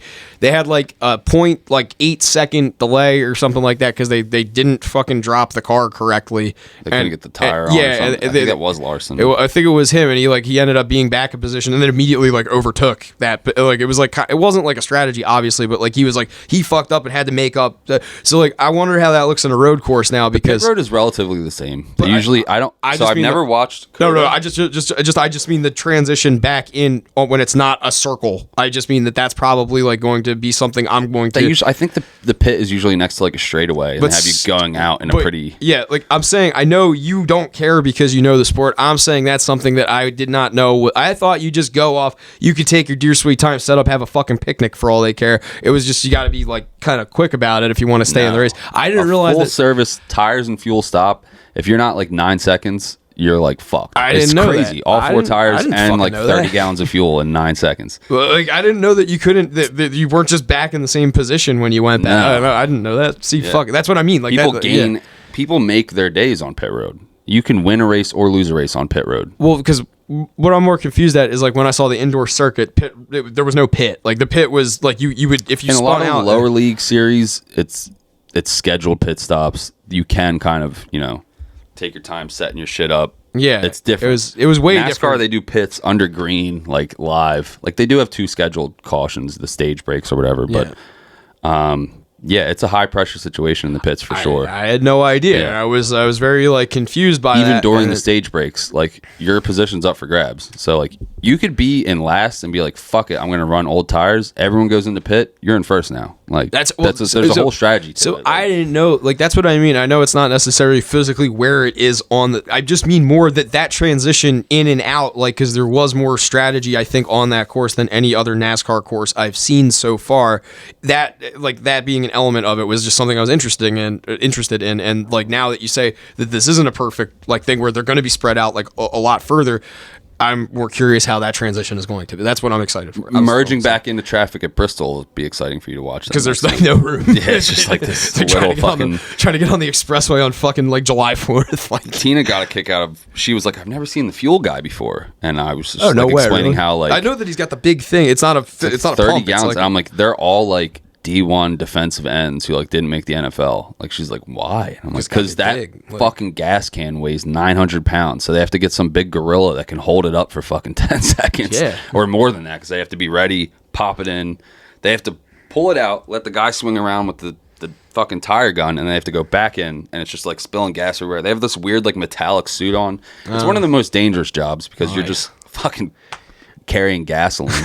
And then that got into the topic of, she's like, are they allowed to just like fly in there? I'm like, no, they can only do like 65, but that's because in 1988, this guy, William something, got killed on pit road by Ricky Rudd. He was a tire changer. Is that a NASCAR one? That's not the when guy they that started got, the speed limits. That's not when he got hit by the tire. That was a Formula One race, right? Yeah, I think a tire went into the crowd in Indy or Formula. No, I think it was an American. pits. It was an American race, and it was like the guy was running, and the guy's tire like came off or something like that, and hit the guy while he was walking. It's a really old video, but there's one. I think that was IndyCar. There's one in Italy I saw where the guy caught on fire, and the Formula One, it burned so hot you can't see it, and then both of them ended up on fire while they're trying. Damn. Yeah, they had that special fire extinguisher that puts the because it's like clear burning fire or whatever, and they had a thermal camera. I guess like an early ass thermal camera or something like that. This dude is like the thing is blown out, so the guy's like running over there, and then you see him catch on fire too. It's like, what the fuck is this? That's gnarly. Yeah, but pit road in like the 80s, before like 1988 or 89, when this guy got killed, they were allowed to come into pit road at full clip. Okay. Like 180 miles an hour, slam on the brakes. Well, they were jockeying for position, and the guy, I forget whose pit crew he was on. He was on like one of the old, like Davey Pearson's pit crew, and Ricky Rudd is in the pit stall behind him. So he comes in, slams on the brakes, the tires lock up, so he slides into the next pit box and just creams this guy while he's changing tires, and he died. Yikes. And ever since then, most pit roads are either 45 or 65 miles an hour, depending on the size of the track. And it's frustrating because these fucking NASCARs don't have speedometers. So they set their pit road in the beginning of the race. They go, all right, if I'm in second gear, my RPM is at 3,000 RPM. That is 65 miles an hour. Well, it's not a perfect science. So during the race, they get these guys get it every week, pit road speeding penalty. You were doing 66. Now you get a lap penalty. You have to run back through the pits. It just fucking ruins your day. Like, yeah. I hate pit road speeding penalties. It always happens to guys I like, Ross Chastain, Kyle Busch. Like, it happens to like... It's a flag on when like T.O. touches the ball. But it's one of those things where you can't really sit back and just cruise into pit road at 45 because literally split seconds can make or break your day. So they're trying to push it. Yeah. They're trying so it's 65 with a 5 mile an hour per hour. 5 mile an hour variance. So like they're trying to do 70 on the dot. Well, sometimes they do 71 and they get fucking nabbed. It's like they're trying to do things like inches and milliseconds make all the difference. It's crazy. It's all these just like in love. Yes. Lack of inches. Yeah. And I only last milliseconds. But that's what I'm saying. I'm 9 seconds in and out. Full service tire change. I gotta try to put 30 fucking gallons in her. She gets all mad. I had to get a fucking flunky from fucking Iowa State to come hold me upside down by my ankles. And they had to lift me up so that the guy could change her tires and then drop me back into her. People still get hit though. I was watching the trucks last year, and some guy in trucks locked it up and just creamed his own guy, and he like rolled up the hood and like landed on his feet and like helped push the truck back into its spot and did the spot. Nice. Or did the stop, I mean. And he was like, I was fine. I saw it coming. I jumped up. He didn't really get too much of a hold on me. I had to change tires, get Willie back out there. He's doing all right. I love the Southern accents of NASCAR. But yeah, I want to wrap up NASCAR. Phoenix was a B plus to me. I liked it, and I'm really stoked on Bristol this weekend. Okay, so UFC is the only I only watched Sugar Sean. Sugar Sean was a boring fight. It was fucking stupid. You knew he was gonna win. It wasn't even a fucking match. I didn't watch the pay-per-view. I was supposed to buy it, and then I told my dad I would rather actually watch it. It's not even gonna be a pay-per-view. It's just gonna be on ESPN Plus next week. I highly recommend it. Did you stream it? Yeah. Well, I watched like some of the undercard, and I was like, this isn't even worth fucking watching. This was so fucking boring. Who was the headliner? It was Sugar Shane O'Malley, and I forget who he fought, but yeah, it was like I knew it was the guy that when he broke his foot, that he's like the only win over, but it was like a TKO. Like it wasn't like he didn't fight him, so it was just Cheetah Vera, and I was like. He lost he would have lost that match if O'Malley didn't fucking break his foot. Like that was it's stupid. I'm sure O'Malley wanted the vengeance. Yeah, it was like purely I wouldn't say like an ego thing, but it was purely like a hey, we fucked up on the first one. Like let's run it back. Yeah, let's run it back and like make sure. The cage. Yeah. While they're still at the old fight, they're like, all right, let's run it back. Yeah, so it was like run it back, but then everything else on the card was just kind of like predictable. I mean, it was. I think they're saving up for 300 coming up here. Well, 300 coming up, and Wasn't then this 298 or 299. 299, and then next week is the McGregor versus Diaz. No, it's next week is Tuvala, that guy that I like. That's he's New Zealand, and he's the fat guy with the fucking tribal tattoos on his big belly, and he hops up He was the dude that knocked out fucking our boy. The fucking my balls was hot. What's his name? Derek Lewis. Yeah, he's the guy. He's the guy that KO'd DL with the fucking elbow. Yeah, and like this guy's fighting next week. Got an iron it's not fucking even. jaw. It's not even a pay-per-view, and I'm like, fuck. I don't even give a shit about this pay-per-view. I'm gonna watch that next week because that's the only fight I care about. And then Weidman's gonna be in AC on the 30th. That's gonna be a good fight. Like I mean, just because it's his first time, second fight back. I think since he broke his leg. But UFC or is it UFC. It's gonna be in AC. Yeah, at Boardwalk Hall. Yeah. I know shit. I've been telling everybody about this, and nobody seems to care. I didn't even know. Yeah, it's like $115 are the cheapest tickets, but like, I mean, it's pretty cool. It's UFC. It's like you get it's a chick headline. That's nice to get some fight nights back in AC. I remember back in the day, it was like a legit venue. Like, where is it at the Trump Plaza or something? They used to run like the Trump Plaza. Tyson fought there a few times. Showtime had the Trump Plaza. If I'm not mistaken, it was the Sands or the Showboat. One of the two of them. I know it was one of the S ones. Had the HBO boxing where before Mickey Ward and what's his fucking face, the guy Arturo Gatti, before they would fight in Boardwalk Hall, and they just retired Arturo Gatti's like his name or whatever. His likeness. Yeah, after they were done. His shorts. They hung his fucking nutsack. His jock strap. Exactly. His fudgy shorts. His fudgy shorts and Boardwalk Bullies, Woolly Bully's head. But no, that's where they went after Boardwalk Hall. Was like they had a bunch of fights and like the Showboat or the Sands or one of the two of them. But I can correlate Arturo Gatti to Dale Earnhardt Jr. Dale Earnhardt Jr. was sponsored by Budweiser back in the day, so he had this whole big compound in his house, and they had a Budweiser boxing ring that he requested in his like garage or something, and it was like Arturo Gatti. It was like his 30th birthday party. He had like famous people there, like the lead singer from like Three Doors Down, Arturo Gatti, like some guy from Nickelback. He was just like a bunch of this like hodgepodge of like random famous people, and like they're drunk. It's 3 a.m. and like Dale Jr.'s like, I want you to show me how to spar, Arturo. So like they kind of get in like lighthearted, fooling around, like Arturo showing him some stuff, and the lead singer from Three Doors Down or Three Days Blind, one of these fucking douchebags. Third Eye Blind. I think it was Three Doors Down. They have that one song, Kryptonite or whatever. Yeah, Superman. Yeah. I don't know. So it was that guy, and he's like, I'll kick fucking Arturo Gatti's ass. So he gets in there, and they're all drunk, and he's really going at Arturo Gatti. And like Arturo lets him like tag him once, and then apparently just beat the shit out of this guy till his like face was falling off. And he had like a show the next night, and they're like, Arturo, what are you doing, man? And he's like, you come at me? What do you want me to do? Like just fucking literally beat the fucking brakes off this guy. And apparently that was the end of the Budweiser boxing ring at Dale's house. Like, I don't doubt it. Like ambulance had to be called type shit. Like this guy was fucked up. And like got into a fucking fist fight with a fucking drunken professional boxer. The soundbite's so funny though, because Dale's just like, he come at me? What do you want me to do? Is like doing his southern accent combined with the Arturo Gatti accent. It's funny. I was just gonna say I have a penchant for Mexican boxing, and there's like a Ryan Garcia fight coming up in I think April, like the beginning of April, maybe mid-April. But the reason I'm a huge Canelo fan. I love Canelo. Saul Alvarez. I like him, but a way of him. Like he doesn't like speaking English, especially in like the press conferences and whatnot. And something like I've learned is that when he wants to motherfuck you, like before the fight, he'll speak in English because he knows he's speaking broken English.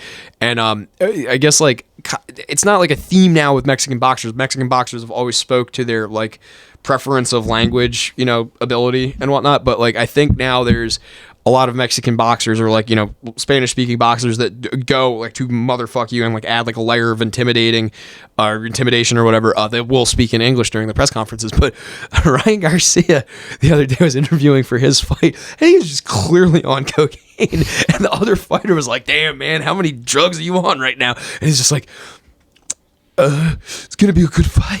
It's like got this like very like his throat's closed up. Like he's saying it this like little Mexican accent. Colombian marching powder. Let's see I gotta pee really bad. Yeah, go pee. I'll see if I can find it. Yeah, we got another half hour that we can do of the old Blacktooth podcast. I'm gonna do plugs for Jay. So. My father did very good at Anglesey Pub. He said he had 30 minutes, and there was a bit of an awkward situation, but he did a solid 12, and he did so good that we decided that we're going to do this again. I'm not sure how it's going to be marketed, but we believe by this time next month, around April 24th, I believe is the day, Tennessee Avenue Beer Hall. Jay will be putting on another show. The guy Mike Verzi, Mike Tanzi, not Paul Verzi, no, Mike Tanzi, who was very nice to me when Jay was at Rodney's. That gentleman will be on that show, as well as a few other comics that are to be announced. But yeah, Tennessee Avenue Beer Hall in Atlantic City on April, I believe, the 24th. Jay will be there. He's going to do Delmarva's Funniest in Delmarva at the end of this month. He's going to be at Helium tomorrow night, I believe, for an open mic, if not next Tuesday.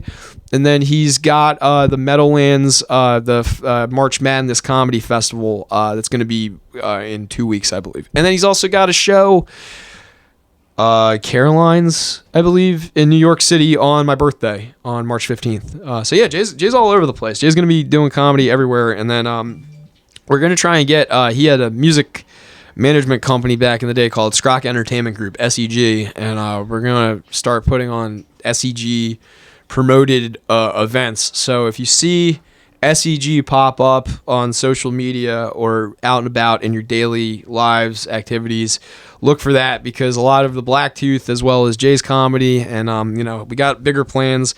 We want to try and incorporate Tommy and Traction Motorsports and Autumn, HRS Design and Promotions. We want to get everybody kind of all on the same page with SEG so that we can make some shit happen. And then I guess the biggest announcement, which I hinted at earlier, is for the 100th episode of the podcast, I'm still smoothing things out, but we want to do some kind of live event. We're not sure what. We're still smoothing all those details out. But yeah, we'll have something fun. I'm thinking karaoke and a live podcast, maybe with an open mic or some kind of perform. We all the people that have listened to us for all this fucking time, we want to have you guys have an opportunity to come and interact with us in the flesh and have some fun with us. So we're going to run a big bar tab at one of the local bars and do something live. Yeah, you sing a song, you get a free drink. Yeah, you sing a song, you do 5 minutes, we'll put you on the tab. But yeah, that's pretty much all the business end of stuff. I'm going to plug Traction Motorsports and give him a proper plug. So I'm actually not trying to be rude. I'm actually looking up his Instagram. No, not allowed. Traction Motorsports with an X on all social media.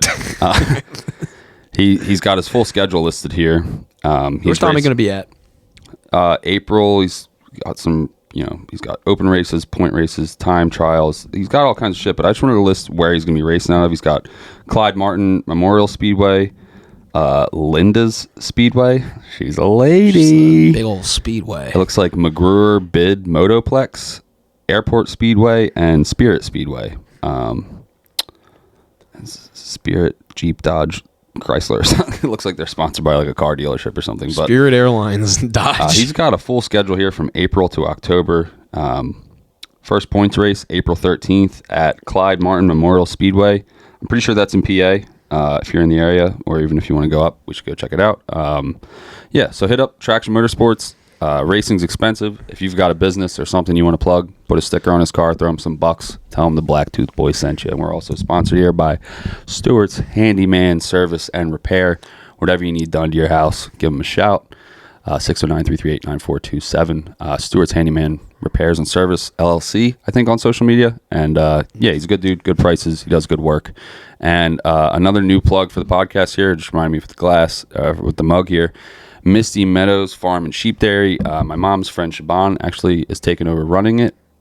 Misty Meadows. It's the one on 610 there. Yeah, okay. It's if they're open on like the weekends in the summertime or shit like that. It's a fun place to take the kiddos. They sell goat cheese and shit like that. They got cool stuff in the gift shop. I got the mug there. They got all kinds of different meats and fancy shit. It's a little pricey, but it's like all organic and like it's good shit. It's a fun place to go. Take the kiddos. It's out here in Petersburg. Say kiddos again. Kiddos. It's on Route 610 there in Petersburg. Go check them out this season. It's a fun place. We went there last year. Had a good time. So just plug in local businesses, babe. BetDSI.com. No. We're also sponsored by Beetlejuice. It's a famous movie from the 1990s. Famous black guy on Howard Stern. Who else do we got? Well, just me. HRS, Traction, Jay, Stu, me. Can Man, 609-425-3143, jscrock0@gmail.com for all your cans and bullshit, whatever. No, I had one. Did you pick a woman for Women's History Month?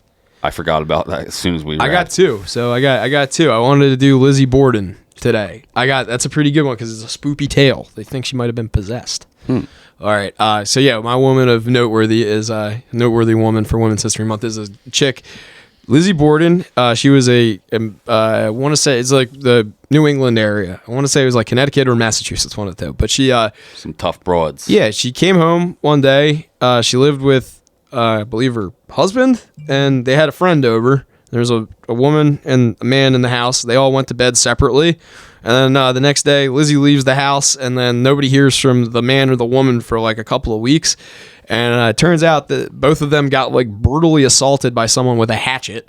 And Lizzie's rough way to go. Lizzie is the one that gets fingered for the thing, and they think that like she's just had temporary insanity or whatever. But it ends up being there was a phrase for that back then. It was called like hysterics or whatever. Yeah, so like it was like mid 1800s, I think. Yeah, like late. You had to go to a doctor and get vibed out. Yeah, with a fucking mechanical vibrator, dude. Yeah, she's hysterical if she doesn't sit on a Sybian once a week. Give her fucking electroshock therapy on the straight to the bean, dog. Yeah, fucking farming them beans. The electric bean therapy. But yeah, anyway, so she pretty much, she's the only person that physically could have done it. There's speculation whether or not she was possessed, which that was still a prevalent. She's a witch. Yeah, and then that they think there might have also been another culprit involved. But at the end of the day, she got off. She ended up dying in her 60s. Yeah, she did. In her 60s? She died in her 60s, yeah. And never served a day in jail. It was just a cold case. No one ever. It was a cold case, but yeah, like she's like, it's very like. Pretty spooky if you look up how many murders just go unsolved. Like the vast majority of them. Yeah. Like it's not that hard to get away with. I think we could whack somebody. Do you actually want to hear something fucking terrifying? You ever go into Walmart and see all the missing people and like look up that it's like a third of them.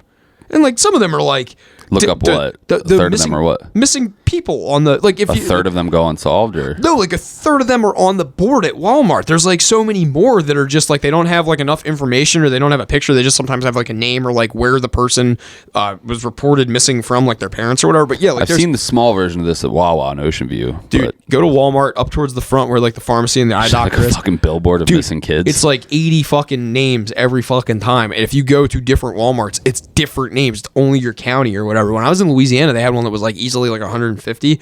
And then my boss was with me one time and he's like, dude, you don't even want to go on that website. And I was like, why? He's like, it's a lot of fucking human trafficking coming through like New Orleans, it's man. Not just like random kidnappings. Yeah, it's like human trafficking. Yeah, a lot of human trafficking shipped out to Epstein's. Dude, it's fucking wild, man. It bothers me. Like you said, like because at least a murder, it's like if it's a murder or like it's a cold case or something like that. There's at least like.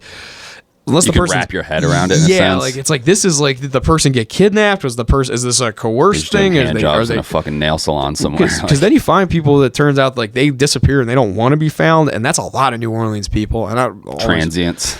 Dude, so there's this chick. Is that more of like they have warrants or like they're just so there's they robbed someone or someone? There was a girl. I won't say her name. I also won't specify her age but she was old enough to work for the movies, so we'll leave it at that. She was an adult. The original reason that she moved to New Orleans was she was pregnant, and the guy that knocked her up was some crazy like drug dealer in Las Vegas, like biker gang drug dealer guy. Pretty cool. And was threatening to take her to Mexico to kill her. And yeah, like, and so she like didn't want a baby that bad. No, just unrelated. She was just pregnant. He wanted to like kidnap her, take her to Mexico. I've wanted to put Tina in a headlock a few times. Yeah, he's never in the crossed last 7 months international borders. He's gonna knock her off. But inciting a riot.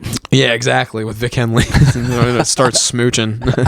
But yeah, she was like she got out of that situation and then ended up down there. But then like after you have the kid, like there's usually a second party that wants to figure out like, hey, where's my kid? And that kind of turned into like a fugitive thing where she couldn't like sign leases or like didn't have like a bank account for like about 15 years because this guy was like on her traceable to this guy. Well the kid, she didn't want the kid to be traceable to the guy, so she had to like get the kid an alias and then just like live kind of like on the DL. So that's some of it. But if that like shitty way to live, let's say that the dad reported the kid as missing, even though like he doesn't know her name or anything like that. But let's say you had means and like could find like you get a private investigator be like, okay, we found your ex and that's the kid's name. He could file as a missing person reporter that person was, kidnapped or something. Yeah. And like she could end up in like a big liability, because of that. Like she probably would end up, they'd figure it out, but like she'll still get jammed up, lose custody of the kid for a little while. And like she's the only person that could theoretically take care of the kid or the kid trusts. It's dicey, you know. You don't want to put yourself. But like I said, this is 15 years later. So the kid's a teenager at this point. The kid was like 12 at the time. Yeah, so like she was pregnant, and like I don't know. I mean, I'm saying 15 like for like an arbitrary reason, but it's like she was like pregnant when she left, and then when I met the kid was like 12 or 13 years old. So I said like 15, like roughly. Got you. But yeah, there's just people like that always like fugitives. Fugitives is like a weird one because like there's a lot of people that are running from the law, but then there's like people like Ted Kaczynski that are just like, I don't want to be left the fuck alone. And yeah, I don't. New Orleans seems to attract those type of people. New Orleans seems to attract all the fucking defects that are so like they say Vegas is like where LA takes its dumps or whatever, and then like New Orleans is where Vegas takes its dumps. Like it's really is. It's double dumping. It's just, dude, you're meeting people that are like they can't find good heroin in Vegas anymore, so they move to fucking New Orleans because they got like better heroin than they do in Vegas. And then they just get a dog and live on the streets for 6 months till they either. It's warm most of the year, so. Yeah, and it's like it's wet too, so like you don't have to worry about like anything. Like everything just smells like moldy down there, so it's like you don't have to worry about like showering or like bathing. Pretty cool. It's horrible. I hate that town so much. I cannot express enough that if I was still drinking, I would want to go to New Orleans. But as a 7 years to the day, as of like yesterday or the day before. Who gives a fuck? Yeah. Boring. But as a non-drinker, I would have no interest in going to New Orleans. Like, what is even... if I'm not going to Bourbon Street, like, what's the fucking point? There's nothing. I drank the entire time I lived in New Orleans. It is hard to drink down there. It is miserable because it's so humid, too. You don't think about that it's like Texas climate and... the fucking swamp, yeah. So you're like you just drinking in Mosquito Landing like in the summertime. Sounds horrible, dude. Like it's the climate of if you like wandered out into the middle of the marsh between like Ocean City and Upper Township and just like set up fucking shop there and Island and yeah, like that's the climate, and you're like you have to exist in that. There's no like I spend so much of my time in OTBs and like fucking casinos and shit like that just because there's no cover charge. Like places will charge you like $1 or $2 to go into a bar just because it's hot that day, and it's like I don't have that kind of scratch right now. Yeah, so I'm going tough times for you down there. I'm gonna get. Joe's living. I'm gonna get some fucking. I'm gonna get some fucking change. I'm gonna go to the OTB, put like a box trifecta for $0.25, and hope for the best. And then they give you a free drink, like one complimentary drink. So I would always get like a vodka soda. So it's like, I want it to be strong, you know. Yeah, I get your money's worth. Yeah, I would always get cognac and energy. Yeah, it was fucking bad. It was a nightmare. But put $1 in the slot machine at Mountain Bar and wait for an hour. The thing about New Orleans too that really sucks. You get like Philly, where Philly's dirty. But like it's got charm. It's got like parts that are like I understand why people would like. I understand the appeal of like living in the city. Like it's like you like I went to like Old Town or Old City or whatever, like Penn's Landing last year. If I had the money to fucking live there, I absolutely fucking would. That would be so fucking cool because you're like, you know, high rise above like a really old neighborhood where it's like, you know, Penn's Landing is right there, and then like, you know, you can see Center City, so you can see like the, you know, the fucking city hall and whatnot. It's like downtowns and cities are really nice. It's like a nifty thing, but then like you go like realistically, I could afford Fishtown or like West Philly, and I'm like, no, I don't want to fucking do this. Gutter punks, but like New Orleans, even where it's nice, it's still just astronomical, like profoundly shitty, like profound. No, you're good. Like so grimy that like I'm watching 000 again, and there's a part where their house is in New Orleans, and I know exactly where the neighborhood that they're in. It's in the Garden District, and I'm like, they are making this look way nicer than it actually is. Because if you do a 180, there's like people like pissing and shitting on the streets, and there's like just junkies everywhere, just fucking breaking into cars, and like, you know, their sewage is backing up into the fucking street in front of their house.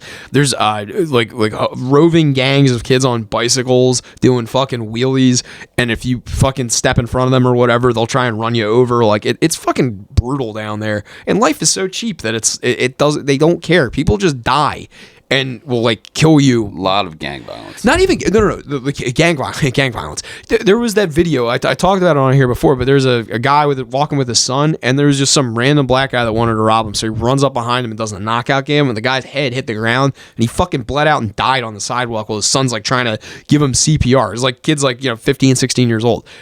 That dude is just like, well, now I get to go to jail for the rest of my life. That's it. That's the end of it. I'm gonna go to OPP and probably get killed in OP. Like that's not my. It's like the fucking way that like the cartels or like, you know, like African warlords, like they have this morbid sense of like comfort with like, you know, just extreme violence and death and whatnot, where it's like here it's like I value my life enough to be like I'll do something sketchy, but like there's, you know, certain like, whoa, I'm not going to do that. It's like down there they're like, oh, we're gonna go shoot each other, fuck yeah, let's go. It's like Trailer Sounds Park like an Boys. average Tuesday. It's like Trailer Park Boys where they're shooting at each other, but there's no like humor to it. It's like, no, I want to kill you, like I want to end your life, like it just, whoa, like I don't want to be anywhere near these people. That's kind of one of the. Is it like an open carry state or whatever? Is like guns are very prevalent. Concealed carry, open carry, yeah, whatever. Guns are everywhere down there. It's the South. It's the dirty South too. It's like when you hear about like. I'm basing my gang knowledge off of like Lil Wayne, like his Lil early Wayne stuff. Lil Wayne was it Fifth Ward or one of the fucking, 9th Ward, 5th Ward, 8th Ward. I forget which one. All those places, but all of them are shitholes. All of them are literally indistinguishable shitholes. And like people will be like, oh, you're just focusing on the negative of New Orleans. Casey always like says that I do that. I was like, I lived there 2 years. I would not want to have a kid there. I would not want to, like, if I had the option of like being anywhere else, I would. I'm sure, and Louisiana probably has like a decent suburb somewhere in the state. There's probably like a ritzy. I mean, there's nicer parts of it, but not New Orleans. I'm saying like suburb areas, like 2 hours from New Orleans. Like. Okay, so the next town over. So let me give you a little geographical fucking lesson. So it's like kind of like a boot shape, but like not like Italy where the toes to the left. It's like the boots. Yeah. Okay, so New Orleans is at like the toe of the boot on the bottom right. Then there's Lake Pontchartrain. And then if you go further east towards Mississippi, the next town you hit is Slidell, Louisiana, which, you know, has been a institution on live PD. Like, it has just been like one of the Port St. Lucie of fucking Louisiana. So it is like the Dade County of Louisiana. Exactly. Shout out to Kayla. Yeah, shout right out Kayla. I hope you're doing well, sweetheart. But yeah, the fucking, so you go, that's New Orleans. So then, all right, I don't want to go east, I want to go north. That's Baton Rouge. Baton Rouge is notorious. Like, if you're white, you don't go out at night in Baton Rouge. It's that's bad. Where Lil Boosie's from. And I'm sure that you hear about LSU kids all the time getting robbed by gangbangers and like shot at by gangbangers because they think that they can walk one. It's like Temple. You walk one block off campus. It's like, give me your chain. I don't have a chain. Well, you're dead. You're stabbed. Find one. I would die. Yeah, exactly. Like, so then the nearest like civilization, I would say, the closest thing to what you were saying is Shreveport, which is like the adjacent end of the state, like 3.5 hours away from like New Orleans, and it's complete Bible Belt. Like, you think like, you know, suburbs or whatever would be but no, it's like it's so heavy-handed with the religious overarching shit. Like, everybody, they don't even call the counties down there counties, they call them parishes. That's how it's not a normal state. It's not a normal place in general. And it's like you have pockets of like, and it's the rest just all like Cajun alligator country. Like, you see all that Gator Hunter show. Shoot him, Jacob. There's a lot of that. Cajun's a weird dialect, man. There's a difference between Cajun and fucking what's the other one? Fucking French. It's called. No, it's Creole. Yeah. The other one. The one's Indian and French influence, and then the other one Indian is in like India or no, like Native American. Oh. I think it's Creole is like French and Native American, and the other one's Spanish and like slave, like indentured servant. Like, so like it's more eclectic for the newer guard. Like Creole, I think, is like the older guard, and then like I forget which one calls themselves coon asses. I think it's the one you said. Cajun is the coon asses. But yeah, white people don't want to be called rednecks. They're so southern cut that they are called coon asses. And yeah, it's someone told me that, and I'm like, I don't want to say that. They're like, no, it's like a weird funky flavor of southern. It's very specific. French. A lot of a lot of Spanish down there too, because like Spanish is like the other prevalent one. Everything's got like fleur-de-lis and shit, so like you think it's like that's Quebec. You know, like the pointy spike with like the flowers hanging. It's called fleur-de-lis. It's on the Quebec's flag. That thing. So like there's such a heavy French influence that you don't realize like most of the architecture is like Spanish and shit, but like all the French named stuff is down there. So you'll like try and say like, oh, like Rue de Mer or whatever. It's like, you know, C Street or whatever, and it's like, no, that's actually like, and they get all fucking cunty because you didn't say it with the correct Creole or whatever inflection. It's like, actually, it's not Iberville, it's Iberville. They're like, fuck you. Like, get the fuck out of here, lady. I don't care about your stupid. I was happy when you guys were underwater. Can we go back to that? Can you guys just drown again so that we can get on with this fucking shit show? There's a weird patch of states down there, like Alabama. Like, I know there's cities down there, but I saw it was some town where it's like, so I think New Orleans or someone was paying to dump their fecal waste in this town, and it was just like all the residents be, our town smell like shit. Yeah, it's like, probably Mobile. It's like a big port town, and they refine oil like up the river that the port. Like I know there is like Little Rock, Arkansas, like there's cities down there, but I'm talking about like you get into the backwoods down there, and it is some funky shit going on. Jackson was the one that I think was the weirdest. I ever talked about Jackson? Mississippi? Isn't Louisiana. Well, there is Jackson, Mississippi. That's like one of the most. That's like one of the most violent places in Mississippi is Jackson, Mississippi. Yeah. But Jackson, Louisiana. Oh yes, where the prison was. So I get to this town, and the first thing I read on Wikipedia is that this was like one of the major Union losses in the Civil War was in Jackson, Louisiana. So bad that the Union marched in. All the Confederate soldiers were like, they scrapped real quick, and then the Union quickly was like, yeah, okay, we're done. We're not done. We outnumbered or not really outnumbered, just outgunned, and they were on home territory where the Confederates were notorious for fighting a little more guerrilla style than the Union soldiers were. They were a little like more lowbrow and informal. They had like French influence, and like the Napoleonic Wars had like definitely dictated a little bit. They're like hiding out windows and shit, just picking people off. Like more just that they had home field advantage, and that's like kind of what I at least interpreted it. I don't want to overspeak either, because like for all I know it was like a little more even, just the Union got their asses kicked, but like Union tried to run the dog leg yeah, exactly. It seemed like the Confederates just had the upper hand here. So anyway, the Union loses, and they're so disgraced that the Confederates let them like peacefully surrender, but they're like, no, you're not, like, we're not doing POW, none of this. You're turning heel and getting the fuck out of our town. So all the Confederate soldiers and the townspeople in Jackson lined the main street and spit and booed on all the Union soldiers leaving. And there's like people like carrying wounded out. They would like fucking dump like spittoons on them and shit like that. Yeah, it was like a real like southern point of Southern pride. So I guess when what's his name, Jackson, worried about being a Yankee there? Well, when Jackson came down, he burnt the entire town down. So I was like, no, we got our fucking last lick. So like, don't named it Jackson. No, that's just it. Like, I think it was already called Jackson, but I think it's like reappropriating of it. But yeah, there is like definite anti-Northern vibes there, both like outright, but then also there's like a lot of Southern spirituality that's interlaid in their thing. So it's very creepy like that.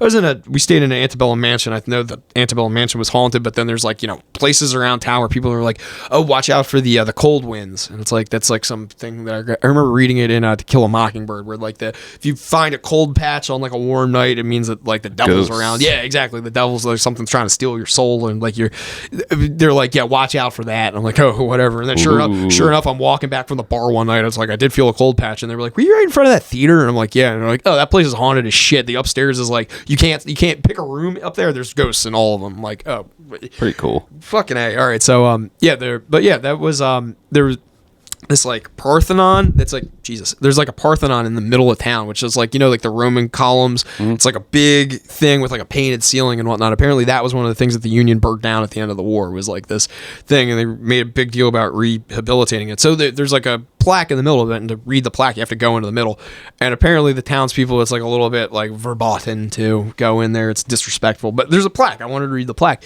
And Did you have to hop a fence or anything? No. It's just like in the middle of town, but it's like, yeah, it's one of those things where they consider it. The logo. Yeah, it's like you don't consider it respectful, or it's disrespectful to just walk without permission or whatever. So I went up there. People were like, "Oh, you shouldn't have done that. You're going to bring some like negative juju with you." And I was like, "We won. Who the fuck cares?" Like, I think we've already done enough fucking driving this nail into the fucking. And there's my other thing too. I didn't get along with Southerners very well, because all I would do, they'd call me a Yankee. I'd tell them to go fuck themselves. I'd be like, where's your fucking victory? Like, you guys, like, come on, you guys hate this flag so much. Why are you fucking flying it? Like, it was the most irritating fucking thing Scoreboard. Ever. It's hard. You can only say that so fucking much. And then there's like Southern black people too that are like Confederate, like they wear the fucking stars and bars, and I'm like, you're so retarded. There's a reason that you guys were enslaved. Like, their relative, in their eyes, their relatives did fight for the Confederacy, but it's like, not by choice. They fought because they were slaves, and it's like you could either pick cotton or you could come over here, and if we win, we'll let you go. We promise. It's like when you're fighting as property, that's not fucking cool. Yeah. Like, it's like they don't understand the whole magnitude of how fucking stupid. Like, and I know we just had this. Like, this is gonna be a very bipolar podcast where we were just sucking NASCAR's dick for a while, and Joe's like, I hate the fucking South. There is something where it's like it used to be like a political cartoon in like the early 1900s or the 1800s or somewhere in there of the stupid Southerner, but apparently there was some like parasite. Joe Rogan talked about it.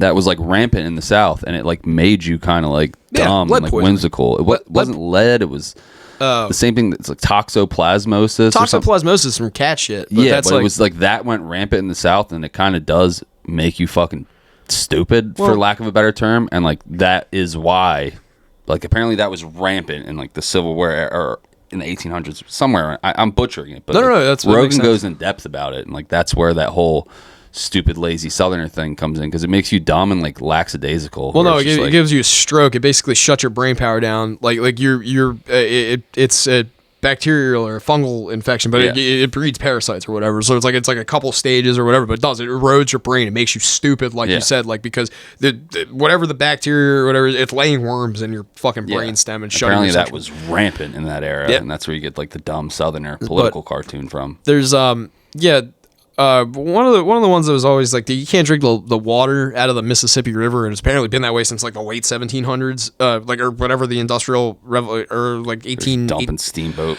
diesel in there or whatever. Well, it's lead. Lead is like the biggest one because they were dumping so much lead into the Mississippi River up in like St. Louis, like all the way at the top, because there's like all these like oil and steel refineries and shit like that would just like purify metals and then drop the slag, which had like elements of lead in it. That it's like the river is going to permanently be toxic. Like you cannot drink that water. I'm living fucking rivers. 3 miles away from it and drinking water, you're swimming, and it's like, but yeah, like I'm like, this makes a lot of sense. But lead poisoning. Apparently, lead poisoning in like the Appalachians in the South, that's like a huge thing because of like how much coal, oil, like metal, like stuff is refined down there, and it's like where the refineries themselves are, as well as where all the stuff is concentrated to. It's like, there's apparently like half of Southern people have some minute form of lead poisoning, and it's from the groundwater. And it's been that way since like the late or mid 1800s or whatever. And then the other half is they think that there's a lot more inbreeding down there than it's accurately reported. The mixture of those two concoctions really will crap out some real dipshits, you know. It's not exactly the and there's a lot of Southerners I know that are like smart people, but it's like the culture in general is just so fucking irritating because the weird Southern thing to me is how the accent just skips some people. Yeah, that's well, because it's like gay voice. It's like it's by choice. It's like absolutely by choice. Like, and I find myself doing it sometimes. Yeah, same. Just from watching too much NASCAR content, I'll be like, 50 mile an hour. Like it's just like you hear certain dialects. Yeah, you mimic it, you up parrot it a little bit. Or I gave the guy a ride home that his truck was stuck in the ditch or whatever, and he was in Tucko. I was really code talking it up with him. I was like, "Yeah, me and my old lady watching the race on Sunday." Like, he's probably like, "Who is this fucking poser dipshit?" Yeah, like I mean, it's a choice. It's like, oh, actually, I ever told you Laura? It's weird to reverse code switch. Like I was talking Southern around the Tucko white guy, and then black guy gets in the car. Hey, what up, my brother? So cringe. I posted that meme, Laura from the group. Shout out Laura Lou. She got mad at it, but it's like a picture of this like guy just like smiling and relaxing. Like it looks like he just got off like a day's work, like his tie's all undone. And it's like European people when they get home and they don't have to use those stupid accents anymore. And Laura was like, "That's not true." And I'm like, it's not true. It's just funny. And she's like, "No, that's fucked up. We don't have stupid accents." Yeah, it's like you guys have the dumbest accents. Scottish is one of the dumbest fucking ones. Scottish is a great accent. Isn't she Scottish? I think she's Welsh, maybe. I don't fucking remember. Just as dumb. They're all stupid. All the fucking accents are stupid. They're sexy in their own right, but they are stupid. Like Scottish lady. Like, most accents get me going, but Scottish let's ladies. rank some accents real quick. Put your dick in me arse. No. Okay, Not so like, for me. I could be on the impression talent show. Okay, so all right, let's rank some accents here. Obviously, on level of attractiveness. Yeah. Okay, so like Australia and New Zealand, those are hot. That's a hot accent to me. Really, you don't like that? I don't dislike it, but it's not up there. Well, for me, I think like New Zealand, Australia, significantly hotter Doesn't than like stand UK. up or someone have a bit shitting on that accent, or Maybe, is it Jim Jeffries or something? Oh, well, Jim Jeffries is Australian, so it's the most unsexy accent. Well, like, maybe for him, but, put your dick in me, cunt. But like, no, British and UK. British is hot. That's no, like, so I'm on the opposite. And I think like because Australian's like a little like it's like got a little twang to it as opposed to this like formal like I got Cockney accent. I don't like the formal one. I like the Liverpool one, like the Cockney. Yeah, no, Cockney. not the opposite of Liverpool. Then I like the No, Cockney accent's like the slang, like that they speak in like Peaky Blinders and shit. I thought Cockney was the more formal one. No, that's like that's just no, Cockney's like a slang term. I forget what the I like the white Queen's trash old, Queen's one. old. I Yeah, don't that like is the Queen's well. old There's one. Pikey. Pikey's from fucking Snatch, but that's like Irish gypsies that are like dags. You like dags? I don't like that one either. I don't like that one either. That's very ugly. That's a very gross one on okay, Asian accent. British lady in London though. I watched them like when I was a teen. There was some documentary on like escorts, and they had like these British escorts, and I was like, I could get into this. Actually, I read something on 4chan the other day. It was Oh, you had a bit of a wank in me, cunt. it was a French guy what's the one that's like southern France? Isle of Man or something. Nah, it's anyway. It was like some European, like somewhere like Western European. Some guy was like, "Yeah, my escort made me cookies for my birthday the other day." She's a real geisha. Yeah. He ordered his prostitute, just like his like once a month regular prostitute visit, and the prostitute came over and brought him cookies. It's a good egg. I'm like, what the See, fuck? ladies, it's not so hard. You just take a shot in the mouth, bring someone cookies. What else does a man need? Nothing. Nothing. Just shut up once in a while. Russians up there for me. We've talked Hot, about that. dude. Russia, Eastern European is definitely hot. You know what though? Sweden and like Scandinavia, that doesn't do it for me. I think that's like I don't really. hate it, but it's not. Do you know anybody that personally that had that accent? Like, because I thought Not personally. I thought no. it was cute in Lilyhammer. I thought like it's kind of like dinga dinga durga. Like it's kind of like cute, but no, like in real life, it's like very like they. I don't know. There's not a lot of cognates. I think in like Norwegian and like Swiss. Or not Swiss, Scandinavian like country. Like I don't think there's a lot of words that carry over because their language is very like harsh and syllabic. Like Reykjavik. There's nothing in English that sounds like that. That's Iceland, obviously, but like the Alps and shit. Not well, really. Alps are Switzerland. Oh, It's the same shit, yeah. dude. Fuck with them. But no, that's At least Switzerland is a small side, a huge hub for human trafficking. Tina brought it up the other night, and I said, well, they're also like the huge hub for all of the offshore banking shit that was going on back in the day. And she's like, I've never heard that. I thought it was all like the Caribbean islands and stuff. I'm like, that's now, but like no, same. Both work in unison with each other. Swiss bank accounts. Well, didn't the Swiss thing kind of get outed? Like it's not as like the FBI. It's like No, not that it got shut down. No, but what it is that RICO cases were in domestic. Like it was like only for domestic things, so like you can't touch. Like if they can link an offshore account, like let's say like you do have money hiding in the Caribbean somewhere, if they can link that like you're paying from the U.S. to that offshore account, then that's gonna get seized as like proceeds of crime or whatever. But the Swiss had some thing where RICO couldn't be pursued in Switzerland, and it's like some archaic like. Just the way that the Swiss like because like Switzerland was like one of the bases for like hiding money basically because like they deal in like everybody's commodities, like they literally are like where people hide they were gold. neutral and stuff. We touched on it before. Yeah so like they have it so that like RICO cases you can't touch Switzerland, like that's like one of the reasons why some of the Caribbeans too, like Jay has mentioned before, some of these like islands, like I think Montenegro, even though that's a European one, it's not a Caribbean one, but like Montenegro, it's like they only give out like a certain number of citizenship visas like every year. So if you get property there, it's very easy for you to hide money because nobody's going to fucking snitch on you because there's only like 300,000 citizens. Like nobody cares as long as you keep your mouth shut and you don't like interfere with other people's business. It's like, who are you bothering? You're making our taxes lower by you being here. Like, so there's just like incentives, but no, like Swiss couldn't get touched by RICO. I know that. I don't know why. Well, now apparently, I know they were always involved in the banking thing, but now apparently they have a hand in the human trafficking. That makes sense. I mean, I feel like it's one of those sketchy hub like go-betweens between the world. Like I told you about those. You can park your kids here, park your money here, and then fucking. Well, I talked to very briefly, I think, on one of the previous ones about those that Romania. There's two different documentaries I watched in one day. One's called Children Underground. I forget what the other one is, but it's about those Romanian kids where they were in orphanages. And the only reason this is interesting to me is because I know not one, but two different fucking kids that are Russian that had this shit happen to them, where they were in orphanages in Russia and they got shut down after the Iron Curtain fell because the Russian government just stopped giving them money. One of them got adopted right before their orphanage closed. The other one, like, basically was just like they closed the orphanage and were like, feral child, later kid, and like sent her out on her own, and she had to like prostitute herself till she got like dark arts. 6 fucking years old. She was like sucking fucking cock. Trying to fucking get money, anymore. trying to get money for fucking bread and food and shit like that. And eventually the state swooped in and like she got put in a better orphanage where she got like fast tracked to adoption because they like were like, you were out there for a little too long. But yeah, like, I mean, it would be one thing if I read this somewhere. This girl told me this shit, like, and I'm like, I feel, imagine a 6-year-old coming up to you and being like, I need bread and water. No, they're not like, it's not like that, like, dude. Not like that at all. It's I got one way for you to earn money, sweetie. Dude, I mean, do you Who's the guy getting sucked off? Do you realistically want to hear this shit? Because it is dark. Why not? It's dark, man. It's gonna make you upset. Like, I'm telling you. Fuck it. Okay, so the way that they do it, like the Swiss thing, it's what I'm assuming is like this. The Children Underground, what they do is there's kids that are like finders. Like there's like, you know, young teen kids where they're like, I am like the gang leader or whatever. Like they're supposed to recruit. Boozy. No, not recruit. They will keep like the kids, or like, you know, like imagine like a pimp. Like a pimp's gonna keep it's gonna keep your chick dope sick so that she can do whatever you fucking want. Or it's gonna steal all your fucking money anyway, like so that you can't like run away. You have nothing to do. Like you give them an option where they're basically backed into a corner where they're gonna have to do this. So these like 12, 13, 14-year-old kids are basically like stealing glue and like, you know, and like brake cleaner, stuff like that, getting all these like younger kids high.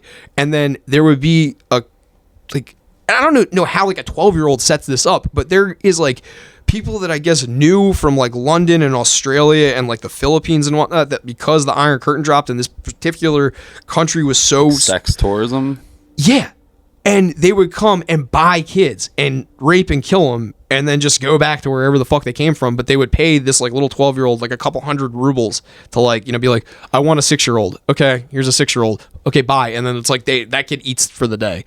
That's, dude. And Dark like, and then like they have a kind of how like Africans were selling slaves to slave traders back in the day. They were yeah. Like, you know, it's just like, it's not a slave, but it's like you're a kid and you're selling your it's sex kid slavery. comrade. It's just sex like, slavery. That's a kid that's a pimp. It's a pimp, and it's like that kid it's also like worse than a pimp. It's like a you human know, trafficker. Like a pimp just has a stable, and like they're not just a pimp's income isn't supposed to be like disposable. Like he needs that chick to like stay alive and well so that she can keep turning tricks so that he can in turn keep making money. This kid just making trades at the deadline. This and stuff. This kid doesn't care. He's so nihilistic and like burnt out from living 12 years of like on the street huffing like fucking industrial solvents, you know, to get high just so he can like survive another freezing night living in a subway station. I'm gonna sell this 4-year-old to a fucking wealthy businessman from London. I'm like, there's a million more where they came from. And like, that's you lose your touch with humanity. Or so whatever. The reason Switzerland probably I would say Switzerland offers, because they hold so much commerce, you probably have a way of getting more anonymous, like it probably costs a lot of money. Switzerland would be one of those places where they turn a blind eye to you taking like a couple $100,000 out of the bank at will to, you know, just be like, I'm going to Chechnya real quick. Yeah. So I think that's probably why Switzerland is a hub for that. Also, apparently Germany is one too, because of the Czech Republic and Poland right there. They're a lot of Berlin. There's like a lot of like people that were either in sex trafficking or are currently being sex trafficked through Berlin. So it's not a business I care for. It's no comment. Well, if a woman wants to be a prostitute, that's her prerogative. But to be forced into it as a child is just fucking dark arts. It's extremely. And the guys who are like, I'm gonna travel to Europe because I could fuck minors, like it's just fucking weird. What's your opinion on that sex tour? I mean, obviously, like for kids, that's fucked. Like obviously, like this specific isolated thing. But like, what do you think about like people that go like to like Thailand or whatever to fuck of age people that are just of different ethnicities? I mean, that's fine.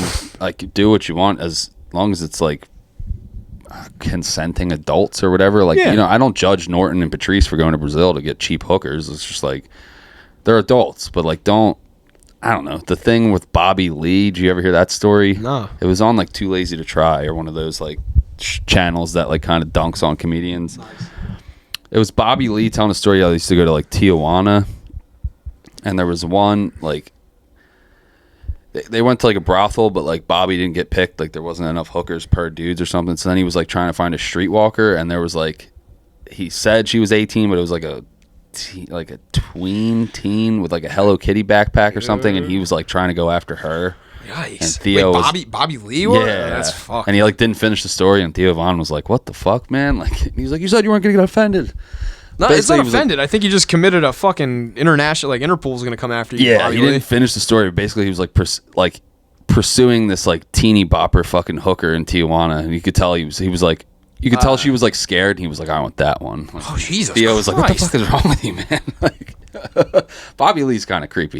He's one of those people where I don't think he's I think that there's a lot more going on there because he's got a past, like he's got a real wicked past, like with his alcoholism and everything. Pills. And yeah, it's like his family molesting him too, like turning him out. He talks about it once on Opie. Like a Down syndrome kid, like blew him for a year at summer camp or something. He was like blowing his cousin For candy or something. for like soda and like he was getting drunk and like waking up. He was the one who got assaulted by a Down syndrome like camp counselor or something. Oh when he yeah, was I a think kid. that yeah. He was like blowing a functional downy. Nice. Like his camp counselor. Fucking lovely. Get down there and suck it, Bobby. It's not gonna fuck itself. I'm gonna take this thing out for air.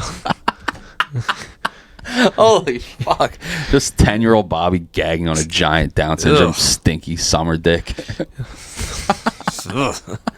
We got like almost 2 hours, but I wanted to bring one more thing up about the human trafficking aspect, I guess. This is the BLACKTOOth podcast. That's not the We're Dark talking Tooth. about, let's put a pin in hot accents. What's your top 3? I'm going Russian, Spanish, and then I'm going to do an outlier here, Canadian. Yeah, okay. Canadian. Canadians. It's familiar, but it's slightly different. Canadian chicks kind of rule. Would you say like Wisconsin accent would be like a fair compromise on that? Yeah, like for Midwest, sure. like northern Midwestern, like Minnesota, Oh, don't you Wisconsin. know? Yeah, okay. I can get Cold behind climate that. accent. Francis McDormand and fucking Fargo, like son of a Gunderson. That kind of gets it moving. I just want to throw a random one in because everyone says Russian or British or Italian or whatever. Okay, so But yeah, like top Spanish, like I said, Russian. number one. Like I'll go continent except Antarctica. I do Obviously. like a nice Southern belle. What do you mean, like Southern accent? Southern Fuck accent. no. Like Leanne Kreischer? Jamie and I used to get in trouble because he would take me out to bars and chicks with deep Southern accents. I would start uncontrollably laughing. If I met, I'm into it. No, if I met Leanne in person, I would laugh so fucking hard at her in her face, and it's like it gets kind of I'd have to uncomfortable. do the old up tuck and tuck my boner into my waistband. No, because there's this one time we were at. How you doing, sweetheart? Oh man, dude. Jamie was at a bar with me one time. And this chick had the just most southern, like, how y'all doing? I'm from Boone, North Carolina. That was Sarah. It was way more than Sarah, way thicker than Sarah. Like, she was saying, I grew up in the holla, and like, it's like, oh, I'm into it. And I'm like, I think it's as of a recent NASCAR fan. And I'm just like, and Jamie's like, don't say anything. I was like, and we end up leaving the bar, and then we're waiting out front for Will to come out of the bar, who also has an adorable Southern accent, but like his isn't even as thick as this chick's was. These chicks just come out, and I just hear this chick going, and we're gonna go down to the one bar, and we're gonna go to the milk bar, and we're gonna, and she just kept saying bar over and over again, and I just like. Bar. And Jamie's like, shut up. And this chick's like, oh, what do you think my voice is funny? And I was like, hilarious. We think your voice is funny. No, I just said hilarious, and she was just like, and just turned around. I gave her the ick. Well, yeah, you're the minority down there, though. Everyone sounds like that. I don't care if you sound like, just because everybody sounds Forklift guy. Just because everybody sounds like a fucking retard at the asylum doesn't mean that it's like you can't enjoy. Yeah, but I'm saying from her perspective, she's like, well, you sound funny to me. Like, you know what I mean? I don't like, care if I sound funny to her. She sounds like a fucking idiot. People give New Jersey accents a lot of guff, and I don't even know. We kind of have like that Philly, like we have a Philly. border, we have what's called the Delaware Valley accent. It's like the Northeastern accent, but like the Delaware Valley accent, because Northeastern specifically means New York accent. I don't really hear it. Well, we were immersed in it, so Yeah, it's like, but yeah. The only time you hear it is in shows where they like overly do it. Yeah, but And it's more like- a New York accent than a Philly accent. There's an episode of It's Always Sunny in Philadelphia where Dennis has to do a Philly accent, and it is so fucking funny because he's like, "I want to go home and get a hoagie." Yeah, And it's like when we really amplify it, it's like usually But I feel like we don't have that. That's more of like a Philly thing, it is. It's not as thick for us. like a South she said. Jersey. Yeah, but we have something. But I don't know. right. Like I said, we're immersed in it. But so, Okay. what's your top 3 hot All right, accents? so like I said, Australia, New Zealand, like of all of them, I think like that those two, Australia and New Zealand, I think that is the hottest on a chick. That's wild. That's a hot take. Well, I dude, feel like a lot of people would disagree with that. we'll let them. I mean, Yeah, you go into my head and fucking Whatever floats your boat. But then it's like a toss up for me. Russian, but like really, it's like Eastern Bloc, like any of Yeah, that. it Like could so, like be Russian, Romanian. like Romania, fucking like Serbian. German, Mongolian. Just throw that out there too. A little German because like Eastern. It was anything that was like at one point the USSR. Yeah, that's like number 2 right Okay. there. Anywhere in there. Yeah, fucking No. Kazakhstan. I don't fucking give a shit. What takes the cake for you though? What's the number? So specifically Colombian That's Spanish, because there was a girl that I worked with in Colorado that was Colombian Spanish, and she had the way she rolled her R's was like Olivia Vergara or whatever that one. Sofia Vergara. Yeah, her too. She did, but yeah, it's like she was more just like bubbly, and it's like the accent's like an extension of their sexiness in Colombia for whatever fucking reason, where it's like I could find an accent sexy on a chick, but like it's just because the chick is sexy and the accent compliment. It's like they know how to speak in ways that it's like voodoo that gets your dick hard. It's like that's just Latin chicks in general. No, Colombian specifically, because like I met Peruvian chicks and they're like the fucking Koreans of fucking South America, and they're hard to listen to. Like I mean, and Brenna's Peruvian, but she's like not like Peruvian. She's like an American person that she's a Metagon. Yeah, basically. But they're like Peruvian is like they're very mountain people, and like it's different Spanish. And so we're pretty much the same. We both said Russian and Latin American and Spanish. But you just don't agree with the Australian one. You don't like that one. I don't dislike it, but I just think there's better choices. I went Canadian just to be kind of random, but yeah, I think I would go British over Australian and New Zealand. If I'm being real. You know where we Canadian, I was just trying to get a rise out of you. You know where we haven't touched once? Africa. Or China. Well, China's not. I'm not really into Asians. I had did I ever tell you about my one girlfriend, not the Vietnamese, what's her Taiwanese chick? She spoke Ladyboy. Yeah, she was a ladyboy. She was very boyish. She lived in Bangkok. She lived in Taiwan for a while, but then lived in Japan. Speaking of human trafficking, she lived in Japan and used to tell me about how when you get on the bullet trains, like because she was in school and they make you dress in the uniforms, like not like the schoolgirl uniform, but like they make you dress in a uniform, like you have to look like uniform. Fucking like guys, office worker attire. Yeah. But like it was like she was in college, so but like there was a formal wear thing. Like you just had to like dress like you were on your way to business school or whatever. Yeah, guys would like get on the train and jerk off on her dress while she was facing the other way. That's a big issue in certain parts of the world. In Japan, yeah, it's like specifically Japan. The train, it's like they. What's with the dudes in Japan where they're like, not incels, but they like purposely like never go outside. Like they live on like DoorDash and they just like watch anime and jerk off all day. There's a certain, it's not the geisha, but it's called something like the weird demise of like the Japanese man. It's like their version of incels. I saw some weird I know exactly. It's right on the tip. Documentary on the reels on Facebook or something. Well, there's like weeaboos are the American ones, but like they're like just like American like white round eyes. It's just weird like get obsessed with Asian culture. Incel dudes that just whack off all day and eat fucking DoorDash. Like anyway, the thing about my ex, the Taiwanese. Before I was telling you about the her getting jerked off on the train. She has to wear business attire. Go to school. No. Right before that, because you're talking about the trains. So it was really no. Her accent.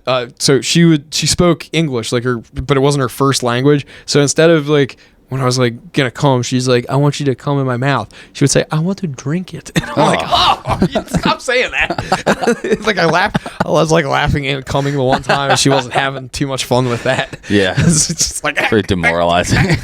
It's like a fucking sprinkler. All right, back to human trafficking. Okay, yeah, we got like 2 hours. I gotta go home. It's almost 4.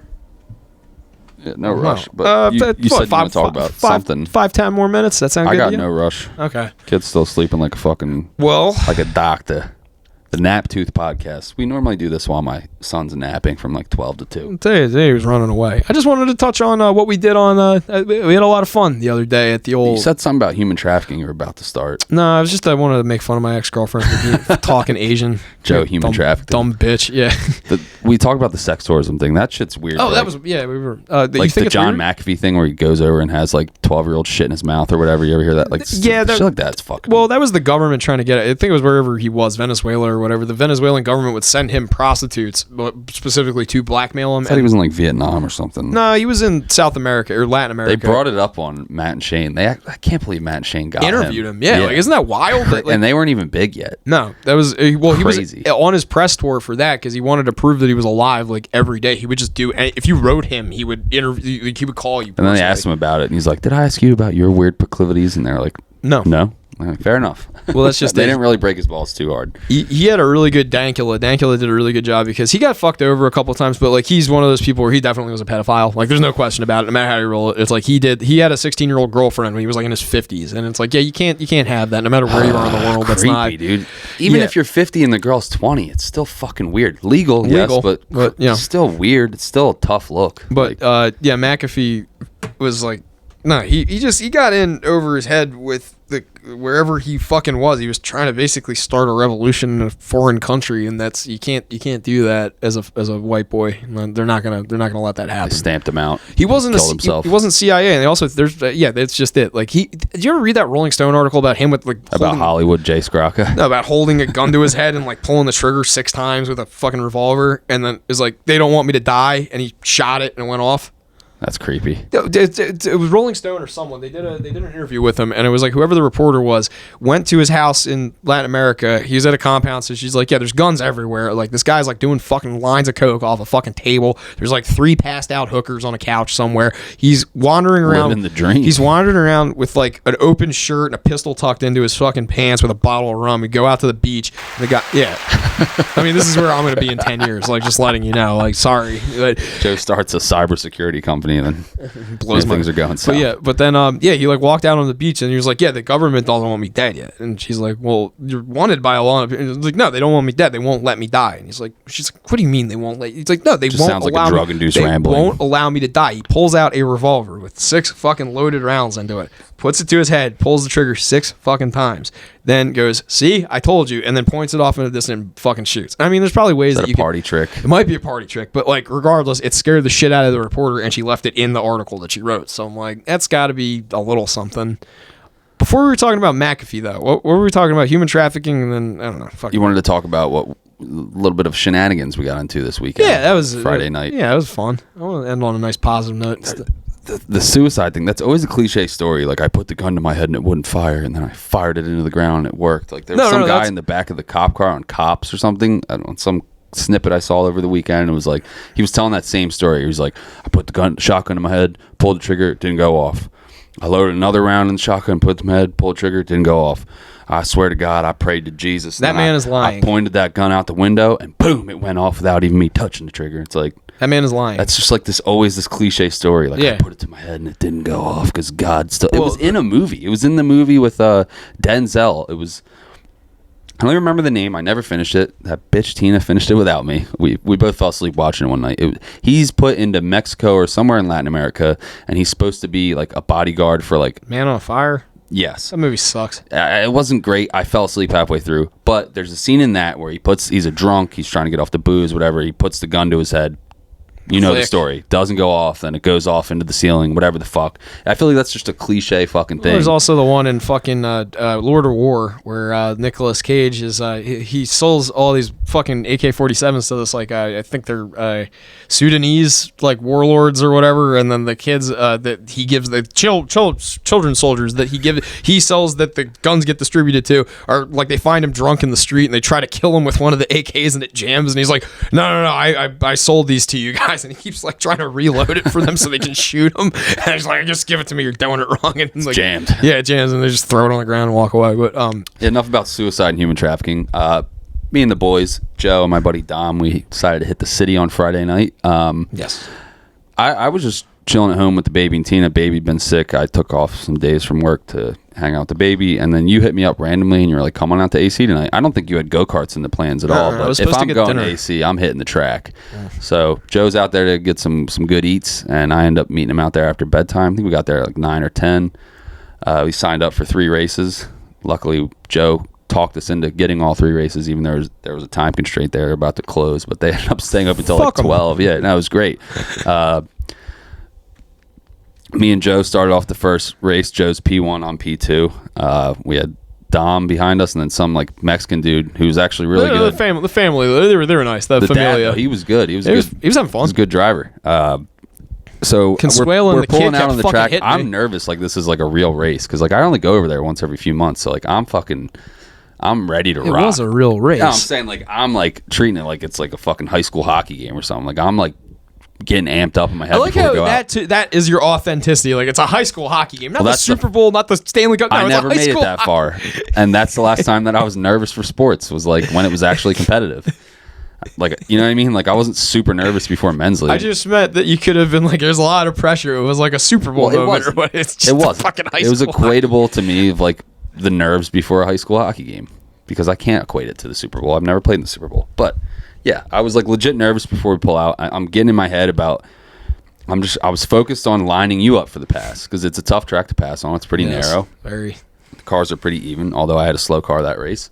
So I go wide to try and line you up, and then you went a little wide, and then Dom and this fucking Spanish dude just squeaked right by us, and we were never able to catch them. I got by you eventually, and then I was so like fucking wound up trying to chase down the Spanish dude. His car was faster than mine, like for sure. So I was going so hard into the corners. His button worked. Yeah, it did. I was going so hard into every corner trying to catch him, and I would get right on his ass. And as soon as we came out of the turn, he would just pull away from me. And I was just like, and I thought that was going to be our only race. So like it ended. I was so disappointed. I'm like, damn, dude. I was looking forward to this all day, and then fucking wet fart. And then Joe's like, hey, we signed up for 3 races and got us to skip the line. It was great. Like we just see, they were like, oh, stay in your cars. No, the guy was like, I tried to hand him my helmet, and he's like, you guys got more than one race. And I'm like, yeah. He's like, well, don't even bother getting out. Just send us. He sent us right back. They put us in different carts because I think he heard you say that mine was going slow, and then Dom was like, mine was going slow.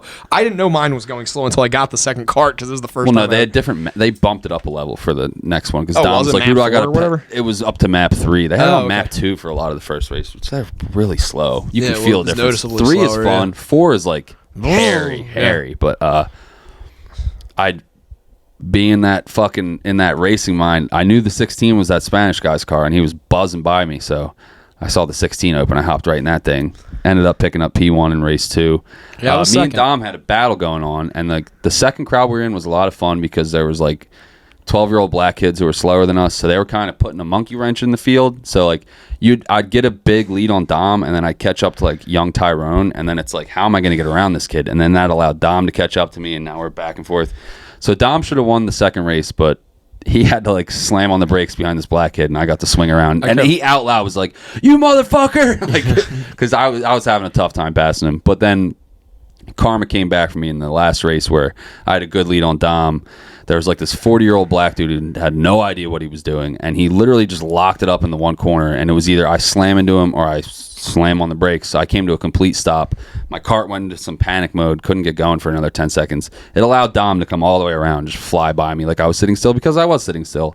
So Dom got the win on that one, but it was all in good fun because, well, okay, I got him the same way in the second race, so I wasn't even mad. I was like, we gave him some knucks. Joe was very competitive. I want to tell my perspective because I kept asking the same question over and over again. Can these things flip? Because I kept fucking turning, and my car would start shaking like violently, and then like it was the first one, so we were going the slowest that they went of the 3 races. That was like, is it supposed to lock up like this? And like you're like, no, but like you need to time the turns better because when you start feeling that what is it, rehash? Wheel hop.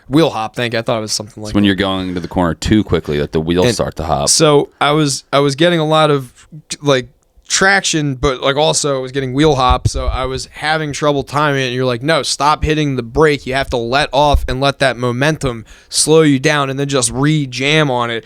And then it started making sense, but I was sliding out. It's everywhere. harder too with those electric carts because it's not the same feel as like a gas car. There's absolutely no. It's like it's either you're flying or like that build up. It's not like a Tesla or something. It takes a little while to build up the speed. So in a gas car, like it would be much easier to like pick up on, like you could let off, no get right back on sound it too, which the sound would like give you because when like a RPM, it's like when you're like a rev limiter cuts off or whatever. But like I know when those cars are not even getting it, it's just and it's like you don't know if you're going like I don't know. It was trippy, but the second race I came around and like I said, there was first race me and Consuelo kept fucking bumping into each other the whole time. As the lady with the double wide. It's the weird thing where you go faster if you're going slower. If that makes any sense. Not really, if you're trying to go faster through the turns, you actually are slowing yourself down. Whereas if you actually go through the corners smoothly at a slower pace, your lap times are actually faster. Yes. It's like it's that weird like conundrum of like trying to find the balance point of that. So the first race I was too busy hitting Consuelo because her and the kid were in the double wide car, and you guys were bumping. I started in the front of the pack, and then it was basically me racing this fucking fat Mexican lady because my car was just the slowest out of all of them. Yeah, we had some slow cars. And I didn't know that like you're not supposed to jam on the brake. Like I don't know. I thought that it was like but you have to sometimes. I thought that the deceleration was more of the brake than it was, and then you're like, no, just like stop laying on the brake. And then also, I guess at one point in the first race, my foot got stuck in the pedal too, which is a problem. Happens. But yeah, so I was busy bumping and grinding with fucking Consuelo and fucking Did you Miguel. get around her? I did once, but I did. You guys everybody lapped me on that one because like I got to the last lap and then that black kid fucking like, or the husband spun out. He was good. Oh, he did? Yeah, He well, spun? on the hairpin, he just overturned on the hairpin and then it was a traffic jam. Then they had to back him up, and then I was all the way on the other side. I was way away from that. Yeah, I was all the way on the other side by the time I realized they shut the carts off that he had spun out. I was in front of him. I wasn't behind him. I was like all the way around. But second race, yeah, the little black kid, I got stuck behind him both times, and I was able to overtake him. It was hard. It was like, which way is he going to go? You made an observation while we were hanging out there that was like, dude, every time I come into that straightaway by the finish line, I just hug the wall like I'm in NASCAR. I was like, actually, wait a minute. That kid is going way, because he's trying to, the first straightaway, it's like there's a quick left and then a hard right. He was anticipating trying to take that hard right after, like, so he didn't want to turn, so he would hug the left wall as opposed to the right wall. And I'm like, I'm going to overtake him by not slowing down. So I waited till he got into that corner, went to the outside of him, came around, got him on the inside, and I'm like, okay, that made more sense. That's a fun one there where you can go from outside to Well, inside. I also completely ran him into the wall in the next one because he was trying to cut in back towards me where there's that, like, it's not, is it a hairpin where it's like that little, like, it's just a quick corner where you're just like, boop, boop, like that? It's on the back? Yeah. Yeah. Before you get to the back straight totally away. teed him up, so he just ran right into the wall right there. It was fun. I said this afterwards, but in the last race with him, I was trying to chase down Dom, and there was, on that last turn before you get on the back straightaway, there was about a half a car of a gap, and I put my full car in that gap, and I literally pushed him to the side. Like, I was like, get the fuck out of my way. I'm chasing down my buddy right now. I know that you guys laughed about this later because you didn't hear me doing it, but when I hit that was when I was yelling contact, because I wanted him to realize that we weren't supposed to do that because he kept trying to hit me, and I'm like, no. He was trying to bump with you? Well, he was in front of me for the bolt, like, so it was maybe like the fourth race. Aggressively blocking. Fourth lap I overtook him, so he was blocking me, but I don't think he realized like how fast I was trying to get around him, so he just kind of thought like, oh, if I just lay on the brakes around all these turns, this guy sucks. So then I got around him and he started trying to like rear end me, so that was when I teed him up and just boom right into the wall, like contact. We had a lot of fun at the end of the first one. I thought, see, I'm normally worried about getting kicked out because if you get too rowdy, well, that little if you get too if you spin someone twice, yeah, two black flags, you're out. Yeah. Well, I don't want to waste my first spin. Like, I'm trying to use, if I'm going for the lead, I'll fucking dump watching you, smoking with cigarettes get kicked out. That kid was so fucking funny. He was just this like fat little kid, this little fucking 12, 14-year-old kid. He's just like he looked thugged out, and he was with these like ratchet. He looked like that kid. Like, I want to do hood rat stuff with my friends. Smoking with cigarettes kid. Yeah, that kid. It's like he just fucking.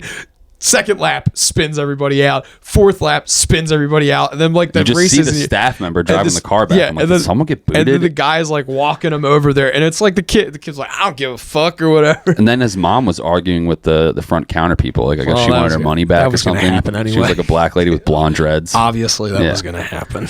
My son didn't do nothing. He's a good boy. But that second race was extremely ratchet. Yeah. Well, those chicks too that got in while we were waiting. The guy next to us, and one girl, she goes, "You better not hit my shit, bitch." And I was like, "Okay, Jesus Christ." I'm gonna blow the tires off of all y'all. They're trying to pull out onto the track, and like these people can't navigate the fucking.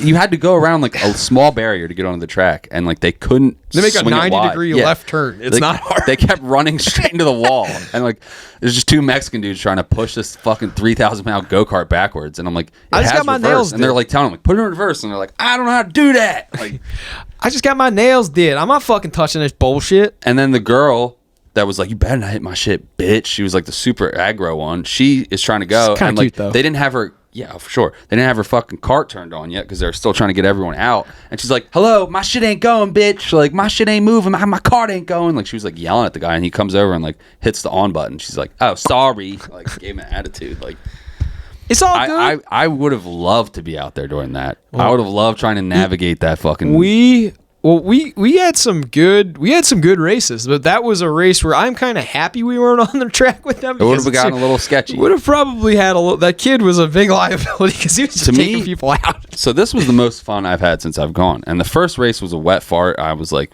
bummed after it. And I'm happy it was the first race though. It was like a warm up. Yeah, it was a good warm up. Like the second two were the most fun I've had there. I've probably done like 10 or 15 races there. The first time we went, it was only like 3 of us, so it was kind of like we kind of got gapped out like Phoenix. There was just after the restart, there was nothing.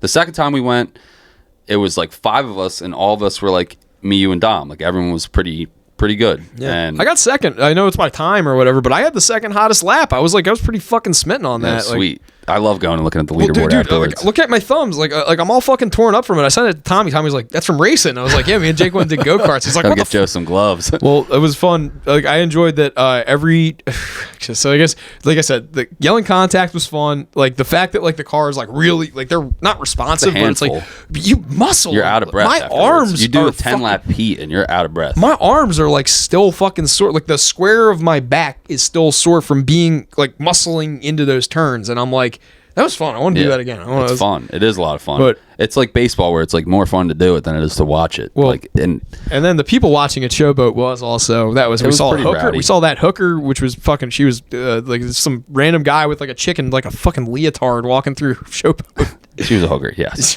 clearly. I was gonna say what made that the most fun to me is like the first time wasn't enough people. The second time, everyone was just too good to where like it was just like it was really hard to pass at all. But this one being a mix of like me, you, and Dom, 3 good drivers, and then like 3 very below average drivers, it made it more fun because like you were just passing more. Like finding a way around the slow cars was more fun than just running parade laps around with 5 good people. Or it's just like, I don't know. It was like that parody of like 3 good people and 3 really bad people, and like just throw them out there, and like that created the most fun on that track. It was a very good mix. I left there with a big smile on my face. I was hard as a rock. Well, also I because of always those want to chicks do in the more, parking and lot. we always go late, and they're trying to shut down. Well, it's like I could have done another what are you race doing? or 2. You got to do DoorDash on Friday, probably, right? Yeah, it's I my had birthday. A fucking off week. We should go over there before Tommy's and get another session in. I gotta go, but what definitely gotta get another session. Yeah, we go karting, and then we head over to the casino. I played craps for the first time with Dom and Joe. I lost $100 in about 5 minutes. You made it fucking back though, man. Then we transitioned into blackjack. This is my first time playing blackjack in honestly like 8 years. Me and Johnny used to love blackjack, and then switched over to roulette at some point. Now roulette's kind of got boring. Made my way back over to blackjack. I remember why I hated blackjack, but it is a lot of fun. It's electric. I'm getting my 6s and 9s messed up. I'm chasing people off the table because they're like, why is this guy staying on 16? I'm like, I thought it was a 9. Like, yeah, I was fumbling, but somehow I managed to win my 100 back. I got the fuck out of there. Joe only lost like 10 or 15 bucks. And then our pal Dom was down like 700. He was on a fucking heater. And we say our goodbyes at like 2 a.m. And then I get a text from Dom at like 5 a.m. Like, yo, I carved back 500 on roulette. I'm just getting out of here now. I knew that was going to happen. I know that's how Dom is. He said, like, I'm not even going to walk through the casino. I'm just going to walk through the garage. That was a good part. We're like, yeah, please don't make a bad night worse. Like he was dancing when we were going because I was like, I could just open this back up so you can go right in there, right down the pipe. He's like, no, I'm going to walk through. Don't worry. I'm not even going to look at the slot machines. And I'm like, I thought you said that you want to play roulette. 5 a.m. He sent me a picture of fucking 5 black chips. Well, you got. And in my head, I'm like, are you carved 500 back, or did you put 200 down to get that? You really only carved 300 back. Like, I wanted to know what the schematics were, what the specifics. But I'll let him have the 500. I'm not going to ask questions. I was only down. I played poker, so I lost $40 playing poker, and then I lost $15 playing craps. So that was it. It was tough for me to walk away even. Like I said, it's like kissing your sister. It's like, it's the responsible move though, because me losing $200 would have sucked, because the next day I bought $200 worth of groceries, and I was literally at Acme, and I was like, I'm glad that I still have this $200 for this, because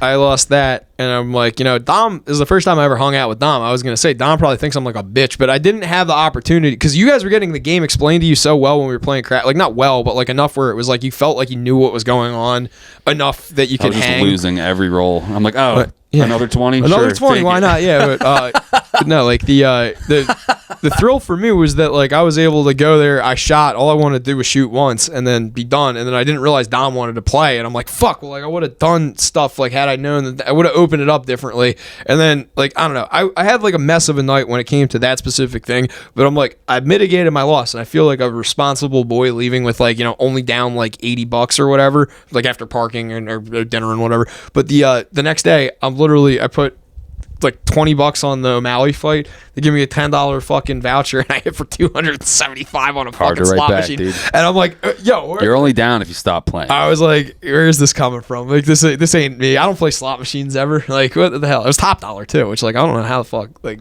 that even works. I did the D-Gen move where I was like, if I win this hand, I'm even and I'm walking. And then Joe's like, all right, cool. And I win the hand, and I'm like, but I want to keep playing. And I put another 25 down and lose. I'm like, wait, no. I want to be back even again. You've seen me do that with. I was having fun though. Like, yeah, you see me do that with like What was I playing the one fucking time? It was at Tyler's wedding. I was playing 3-card poker or whatever. I did that. I was so enamored that the guy next to me was playing with fucking purple $500 chips.